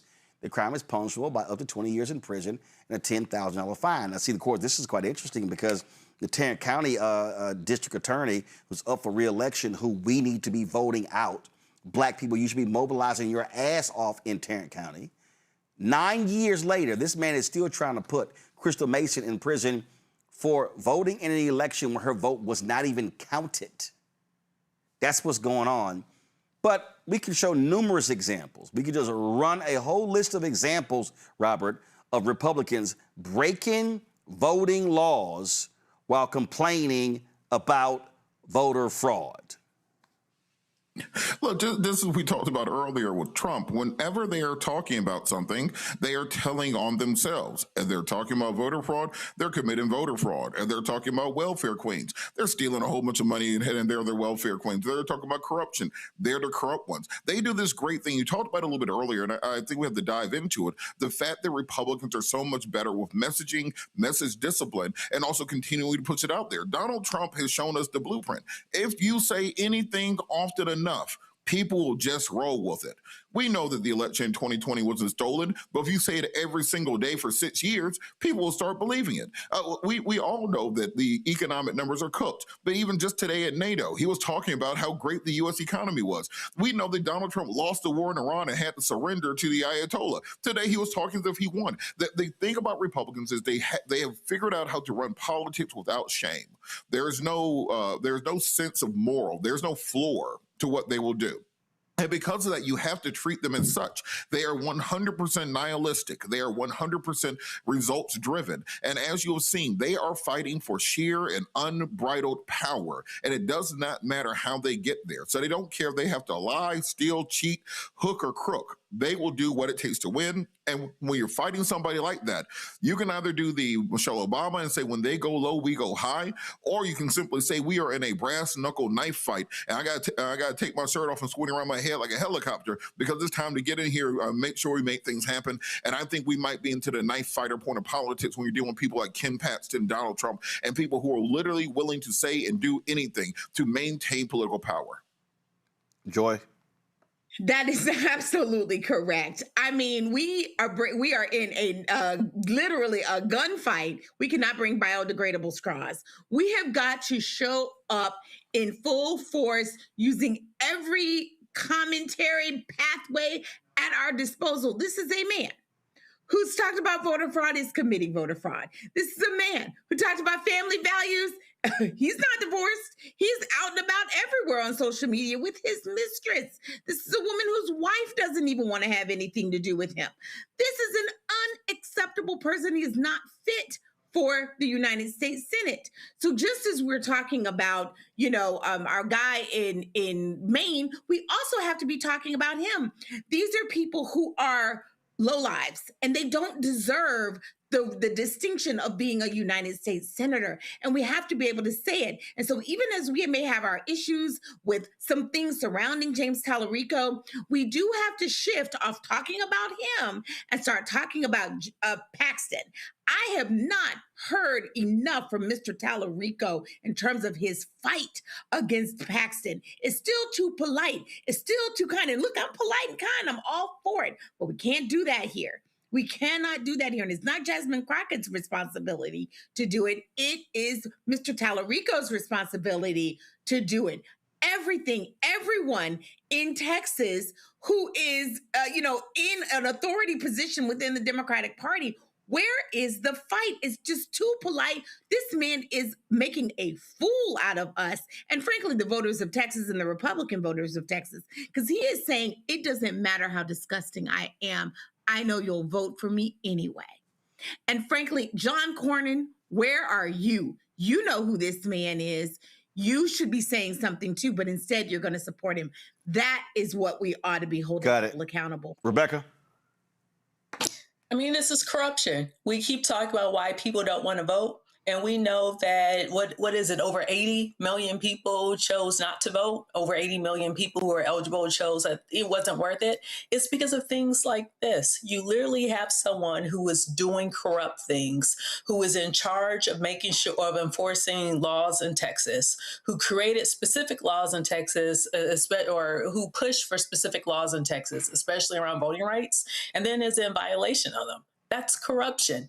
That's why many folks choose not to vote in this country, because they see elected officials like this. So to Joy's point, should Cornyn say something? Yes. It shouldn't just be Democratic elected officials or Democratic candidates speaking out against this, but it has to be people who are elected officials, period, regardless of party, to say, hey, this is wrong. This is corrupt. Yeah, they're not going to say that. No, because of white power. Not going to say it. They're wimps. Folks, a federal judge has ordered the release of more than $5 million to former magazine columnist E. Jean Carroll after a jury found that the twice impeached, criminally convicted felon-in-chief Donald Trump sexually abused and defamed her. The ruling follows Trump's appeal of the decision to the Supreme Court. They're like, nah, they're not gonna look at it. And now they said, let's reconsider. They got 25 days to make a decision. But guess what? Trump argued that paying the judgment before his appeal is resolved would cause him irreparable harm. However, the judge is like, no, son. The justice denied your request, allowing Carroll's attorney to seek the release of the funds.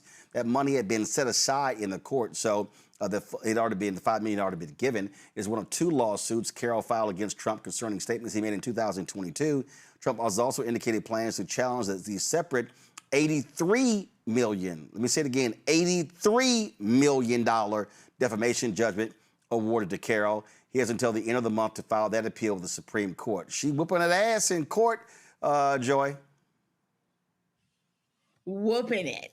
I mean, she is fantastic. And then Democrats pay attention. She doesn't just win in court. She then goes on TV. She messages it. She locks it in. She locks in on him. She appeals to people and says, this is why I'm doing what I'm doing. This is what he did to me. She doesn't allow him to escape and to let it go away. This is the point. This is the strategy. Not just the win, then message the win, then hone it in on the win. And she's actually very amusing. I've done some things with her before. She's a lot of personality. So, a great spokesperson, meeting him where he is. That is what we have to do. And I mean, I think that because he is so easily triggered, she understands her role in remaining out there and continuing to be sort of a thorn in his side. And she takes heat for it. I mean, it's not easy. She could easily go away and want to, rescind back into public life, but she takes seriously her job to do this, to be out there and to keep him distracted, continuing to fight her and to lose over and over and over again. The bottom line is he sues everybody, Rebecca. So she's like, all right, I'm going to sue your ass. And good for her. She should have added a 0 to that amount. I think that should have been worth a lot more than $5 million. Good for her. But like you said, this should be a playbook. It should be strategy of you can go after him and you can beat him in court.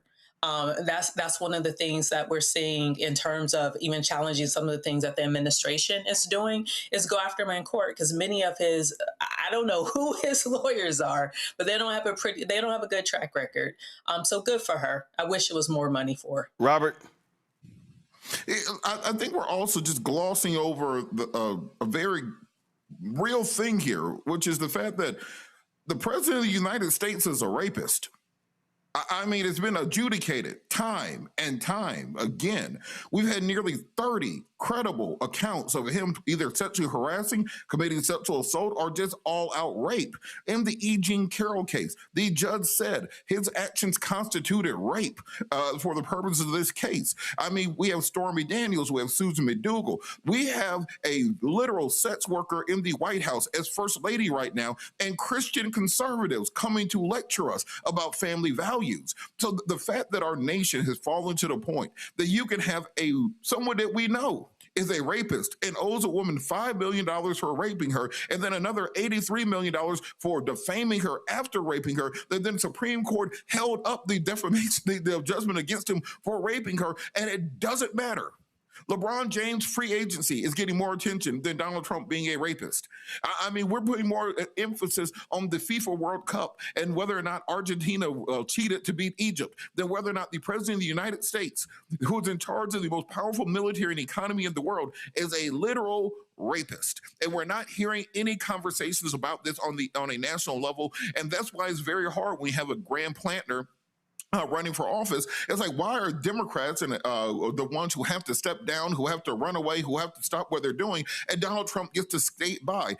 Keir Starmer, the Prime Minister of the UK, had to step down because he appointed somebody who was on the Epstein list. Donald Trump's all over the Epstein list, and he even considered stepping down. So we have to evaluate what exactly it means as a country that nobody will stand up to somebody who is credibly accused 27 plus times of sexual assault, who has been held up by the Supreme Court as being a rapist and appears in the Epstein files more than anybody except Jeffrey Epstein. We have to figure out why this is acceptable as a country. All righty then. Going to a break. We'll be right back. Roland Martin Unfiltered on the Black Star Network. Support our work. Join our Bring the Funk fan club. If you want to contribute via Cash App, use the Stripe QR code. Just hit right here on the screen. If you're listening, go to blackstarnetwork.com. Checks and money order. Make it payable. Roland Martin Unfiltered. P.O. Box 57196, Washington, D.C. 2003 70196. PayPal's R Martin Unfiltered. Venmo RM Unfiltered. Zelle. Roland at RolandSMartin.com. Roland at RolandMartinUnfiltered.com. Back in a moment. All right, folks, let me tell you about Chapter. Now, if you're on Medicare or about to be, the system is not set up to work for you. Too much fine print, too many plans, and too many people making money off of your confusion. And look, we're used to this. We're no strangers to systems that don't have our best interests at heart. But we don't have to accept it when it comes to Medicare. That's why I'm telling you about Chapter. Their advisors are independent and honest. In fact, they're the only Medicare advisors that compare every plan nationwide. And they're focused on one thing: what works for you. If there's a better plan out there, they'll find it. If you're already in the right one, they'll tell you that too. There are no games. Just last year, people who switched with Chapter saved an average of $1,100. It's 20 minutes and a real person. It's completely free. My parents actually have already called. My mom sent me a text. Folks, give Chapter a call at 724-264-8281, 724-264-8281, and connect with someone you can trust. Folks, these are the kind of services that we need for our audience here at Roland Martin Unfiltered and the Black Star Network. So call Chapter right now, 724-264-8281. Hey everybody, I'm TD Jakes, and I want to encourage you to watch Roland Martin Unfiltered. It'll blow your mind. All right, folks, the Treasury Department is scrapping plans to feature Harriet Tubman on the $20 bill. In a recent interview with Spectrum News, Treasury Secretary Scott Bessent explained why. Treasury is still planning to put Harriet Tubman on the $20 bill? We are not at present. And can you explain, I guess, the difference? I was at your briefing, I think, a month or two ago when you held up the $250 bill with the president. Why are those on different tracks? Well, of course, first of all, the 250 requires an act of Congress because you can't have a living person, and it was to commit for the 250th anniversary. For us to change on an existing bill, whether it's a 1 through 100, takes many years in advance. Folks, Ohio Congresswoman Joyce Beatty released a statement regarding this decision. She said, in all my years, I've never seen an administration so hell-bent on erasing black excellence from American history. Harriet Tubman was an American hero. She risked her life for freedom and shaped our nation. We're seeing another attack on black history and the generations of black Americans whose courage built this country. This is the same playbook from removing the portrait of the first black four-star general, Daniel Chappie James Jr., to attempts to erase the history of slavery from our national parks. We cannot rewrite history, and we cannot ignore it. We must confront our history, learn from it, and ensure we never repeat its darkest chapters. I fought for years through my Woman on the 20 Act to ensure our nation's currency reflects the full story of America. My fight doesn't end today. Donald Trump may try to delay progress, but he cannot stop it. Harriet Tubman's place in the American story is permanent, and I will fight with every breath until her face on the $20 bill. This is just a continuation, as I keep saying, Rebecca, of their war on Black America. Yeah, absolutely. Like, if they're saying that we don't have enough time to make this change, wasn't this over 10 years ago in the making? So isn't 10 years more than enough time to make this particular change? Go ahead, Rebecca. I'm sorry. Are you finished? So I know you were finished. Go ahead. Yep, I'm finished. My point is, look, they had 10 years. There's been 10 years in order to make this change. And for the Treasury Secretary to say, oh, that's not enough time, that's ridiculous. I mean, at the end of the day, we get it. It's white supremacy. They're at their last grasp of white supremacy. When it's done, when it's over, we're going to rectify everything that needs to be rectified in this country. But this is crazy. Robert? You know, at this point in time, because I was on the Hill when President Trump, what was the first thing they did? I was on the Hill when they took Jackie Robinson out of the U.S. Military Museum. We were there when we saw them attacking the Smithsonian Museum of African American History. We've seen them try to remove the names of African Americans and any achievements in U.S. history, calling it woke ideology. We've seen them rename bases that were previously named for Confederate generals, and has found a workaround to give them the same name but take away the name of the Confederates who were behind it. At what point in time do we just say, if it walks like a duck, if it talks like a duck, if it swims like a duck, it's a racist? And there's no point in trying to call out the hypocrisy among these things. You're not going to change the hearts and minds of white supremacists. We've been trying to do it for 200 years in this country. They just keep regenerating. We remember about 20 years ago, I think Oprah said, you know, America won't change until a lot of old racists die out. No, all that happens is a new generation gets re-radicalized. You have a generation of groypers and Proud Boys, etc., just to replenish the stocks. So what we need to make sure of right now is, instead of fighting back against what they do point by point and step by step, ensure that if we take back the House in 2026 and we take back the Senate and we take back the White House in 28, that at the minute that Democratic president sits down on the desk on January the 20th, 2029, we have a stack of black legislation that we want signed into law immediately. The same way that President Trump did his first 100 days, I need a different piece of black legislation signed 2 times a day for 100 days and passed directly through the Congress, no questions asked. I don't want to hear anything about a bipartisan committee, etc. Because until we put these things into law, unassailable, unrepealable, except for by an act of Congress, we will keep seeing these things happen and we will be erased from history. Joy. That's absolutely right. Sometimes I'm like, Scott Besson, you're a minority in this administration. They hate you almost as much as they hate the rest of us. You ought to be ashamed of yourself, continuing to co-sign on their foolishness. The real question we ought to be asking for him is, what is he doing to ensure full employment of all of our citizens, including Black women? That was the question he got when he testified on the Hill. And he said he was going to be following up. I believe it was Ayanna Pressley who asked him that question. He said he was going to be following up. I have not heard the follow-up. Okay, I have not heard the follow-up. Last time I heard he's talking about Black women, he's talking about not putting Harriet Tubman on the $20 bill. This is a relatively small issue, symbolically large, but, you know, in terms of the lives of people, so I want to acknowledge that. But this is why we have to vote. If you care about this, or if you care about full employment, or if you care about paid leave, or all of the Black bills that Bob or Robert has said that we need, you have to win. And in order to win, you got to have people vote in November. It's the same thing we've been talking about. Yep. They are never going to give us anything. And when we get it back, we have to get things done. Some of these things we could have already had been done, right? Well, bottom line is, if you see elections out, you have to suffer the consequences. Joy, Robert, right. Rebecca, I really appreciate y'all being on today's show. Thank you so very much. Folks, on Monday, Bishop William Barber and Repairs of the Breach continued having their Moral Mondays here in Washington, D.C. Here's some of what Bishop Barber had to say. Why we do what we do and this rest of this call to action, I first want you to look at the person beside you, hold that for me, and just thank them for being here. I want you to thank them for being here. And then with live stream up, I want you to look around and think about who's not here. And I want us, if we're going to be prophetic, to do like Isaiah and say, Lord, we live in the midst of a people with unclean lips. We need to repent. That's right. I went to Germany, I told you all, to preach, and I asked the folk in Germany about what was going on, and did they like it, and they had one word, 999. Oh, wow.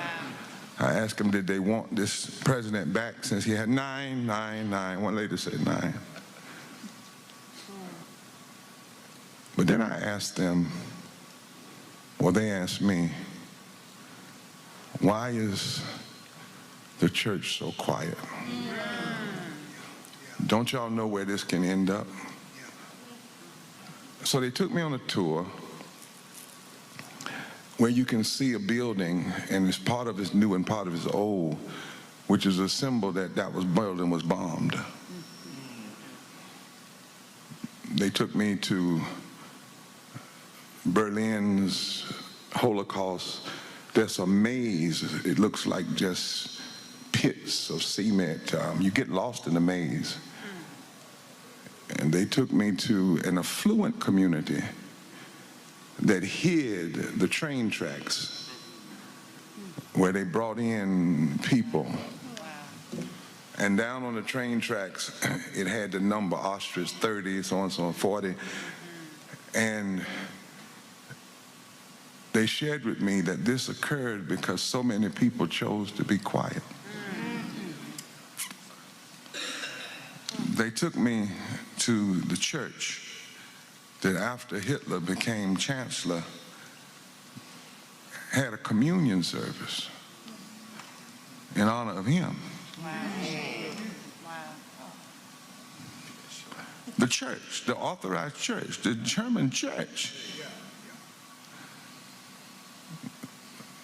And they took me to look at pictures where the problem with Hitler didn't start in the 30s, it started in the 1880s when the decision was made to redraw Jesus, to make him look Aryan. Take that one.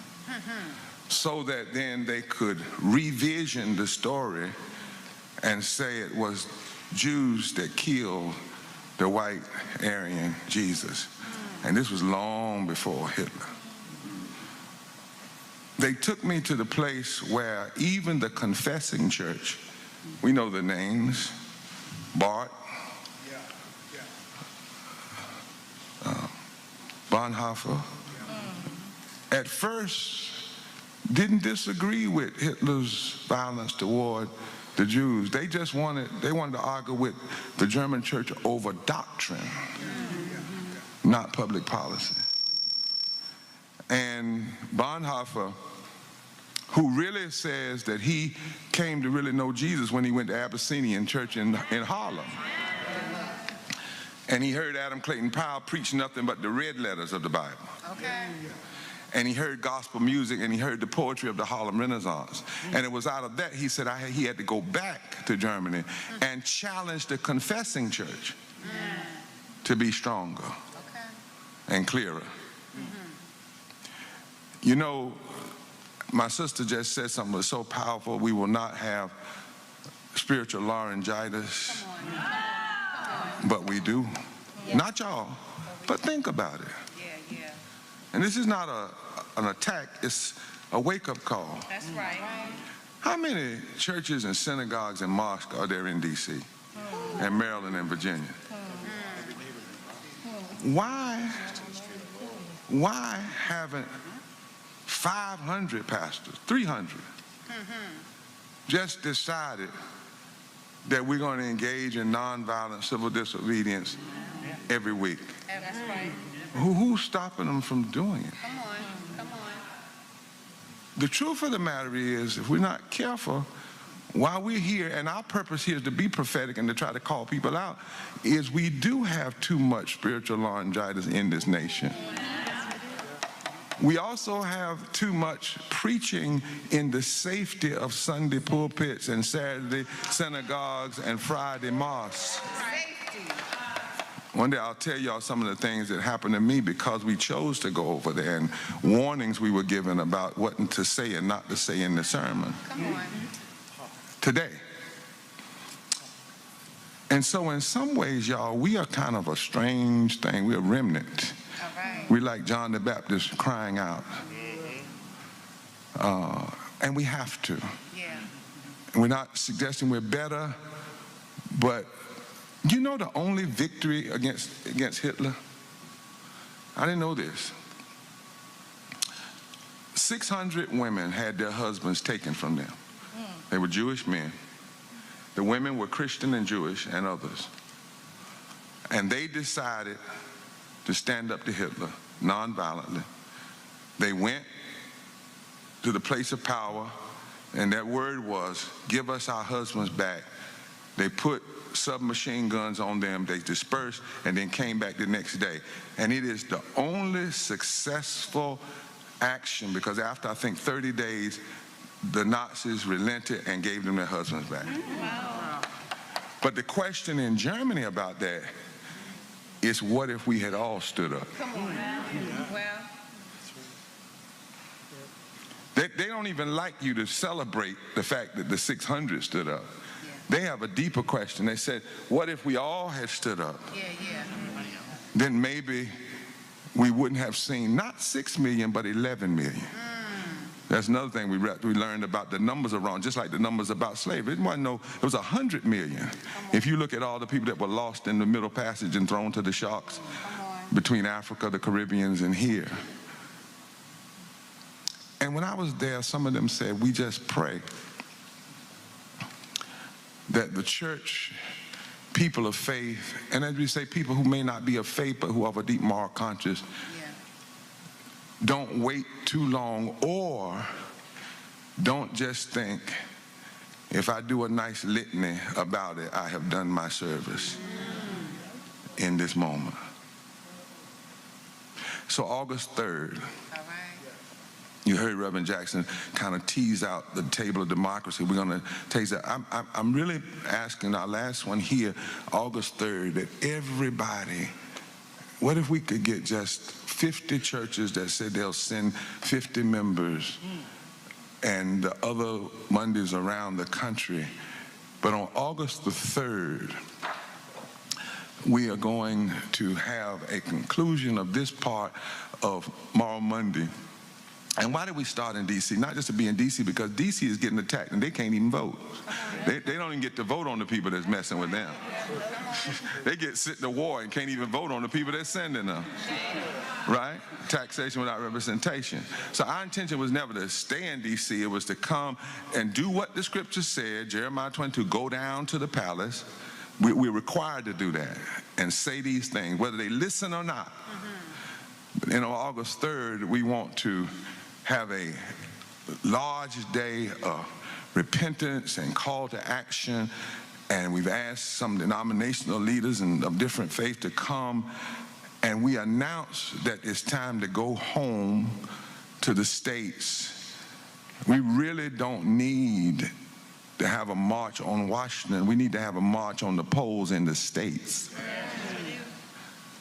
Because that's where the battle is. And we need to encourage that. We don't need to put millions of dollars into a one-day action in D.C. If we got that much money, we need to be giving it to people that's going to knock on doors and do buses and back in the states. Y'all can say amen. Ain't no. And that is not being ugly. That's just knowing history. See, because if you understand, they only marched on Washington one time, and then they had a piece of legislation that they were trying to pass. That's right. Yep. You don't just march on Washington. And there were 600 actions going on around the country in '63. People had been killed in Birmingham, dogs at Mega Evers. There was a whole lot of things that were going on. And when the call was made, by the way, it was on the same day that Emmett Till had been killed, August 28th. And it was because they knew that Strom Thurmond and others were going to put up a filibuster against the piece of legislation that Kennedy had announced. But they also knew that if they didn't put pressure, Kennedy was going to say he would do the Civil Rights Act and then back off. And they knew it was going to be filibuster, and they knew it was going to be cut. You know, the Civil Rights Act was diminished. That's why they had to call for the Voting Rights Act of '65, because the Civil Rights Act of '64 was gutted so bad by the time it got the full vote. So the purpose of the March on Washington, which wasn't just black folk, it was black and white and union and labor, was to drive this piece of legislation. It wasn't a fellowship. It had a purpose. It had a vision. Go back and read what, help me say it, Clinton Wright, Bayard Rustin, I always say it Bayard, but it's Bayard Rustin, and he read the agenda. He said, we want to raise the minimum wage to 75 cents and index it with inflation, which if they had done that, the minimum wage would be $20 an hour today. That was supposed to be in that Civil Rights Act. And he went down a list. It was not just a march because they were mad with the president. In fact, they were actually at that time fairly happy with the current president, but they knew they had work to do and they had an agenda, which is why at the end of the speech, which was not named I Have a Dream, the speech was Normalcy Never Again. And Julian Bond talks about in his book, It's Time to Teach, how there was a deal cut that if some people said the wrong thing, there was a person that was supposed to pull the plug so that the mics wouldn't work. And they cut John Lewis's speech because they said it was too radical. The egos almost got in the way, and A. Philip Randolph had to calm that down. Originally, the March on Washington was supposed to be in 2 days, marching around D.C., around the Capitol, became one. The unions got involved. But the speech was Normalcy Never Again. There was a march before the March on Washington in Detroit. where actually the I Have a Dream portion of the speech was much longer than what happened here in D.C.? I'm teaching because it's an audience, to the audience out there and in here as well. And at the end, Dr. King said, go back. Go read it sometime, to Louisiana.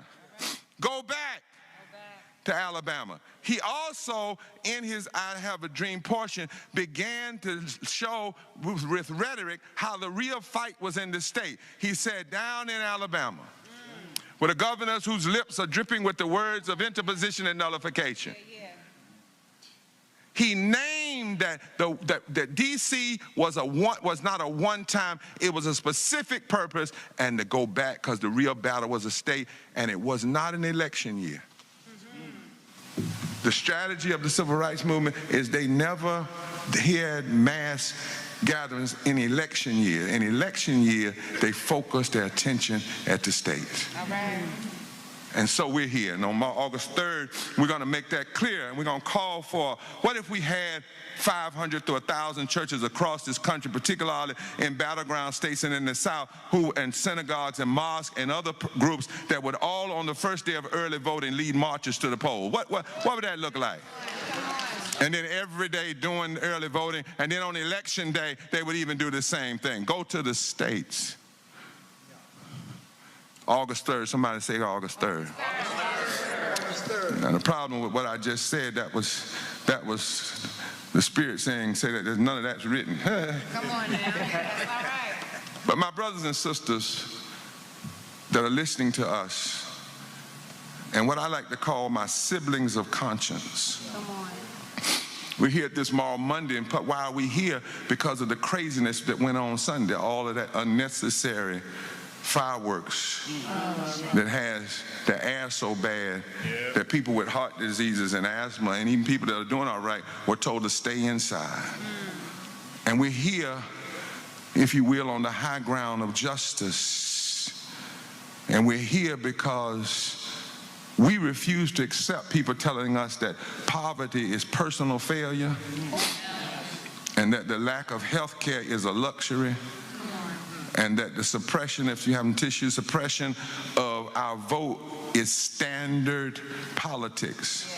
Part of the problem we have, my brothers and sisters, in this country right now, with MAGA and with Trump and with those who are following him, is they believe that the country was perfect at its beginning, and the amendments to the Constitution made it less perfect.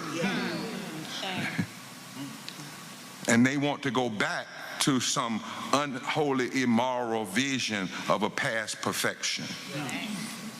And if we don't understand that, we don't understand the real battle that is going on. All right now. And we are here to represent a moral movement. We serve a higher law that demands us that we stand up, somebody said it, for the poor, the marginalized, the immigrants, the forgotten. And we've got to look at our nation constantly through this lens of moral truth. And we've got to look at the deep, painful contradictions being played out, particularly in our state capitals, across this country, by those elected in states. And the fact that most of them can go to church on Sunday or go to synagogue on Saturday or go to mosque on Friday and not be troubled. Come on. And not be troubled by what's preached. Did you see Sunday? This massive display of wealth, the theater, 850,000 fireworks. Can you believe that, Alvin? Watch this. I like Dr. Jackson. I'd like to read. What happened Sunday was 12,000 times the amount of fireworks that's ever been released in the world. It was a grand spectacle, a flash of light, a loud boom, and then absolute darkness. And here we are at this public pulpit. We had to come inside because of that. And we've got to ask a question. We've got to help this nation ask a question. That's why we're live streaming everywhere. We're trying to get people to talk. What sense does it make? How do you justify burning up millions of dollars in smoke when people are suffering in the streets? It makes no moral sense. There should be a massive outcry all this week, next Sunday and Saturday, everywhere. It makes no moral sense to fire off fireworks when millions of people are working full-time jobs but don't make a living wage. It makes no moral sense to celebrate freedom with expensive explosions when families are choosing between buying groceries and buying life-saving medication because they had basic health care snatched from them. It makes no moral sense to fund a temporary show while our schools are underfunded. Folks, if you want to catch the full speech of Bishop William Barber, go to our YouTube channel and you can check it out. Just click live and you'll see the Moral Mondays that took place on Monday this year from D.C. He spoke with a number of other speakers, and so you definitely want to check that out. Folks, that's it for today's show. Thank you so very much for joining us. Do us a favor.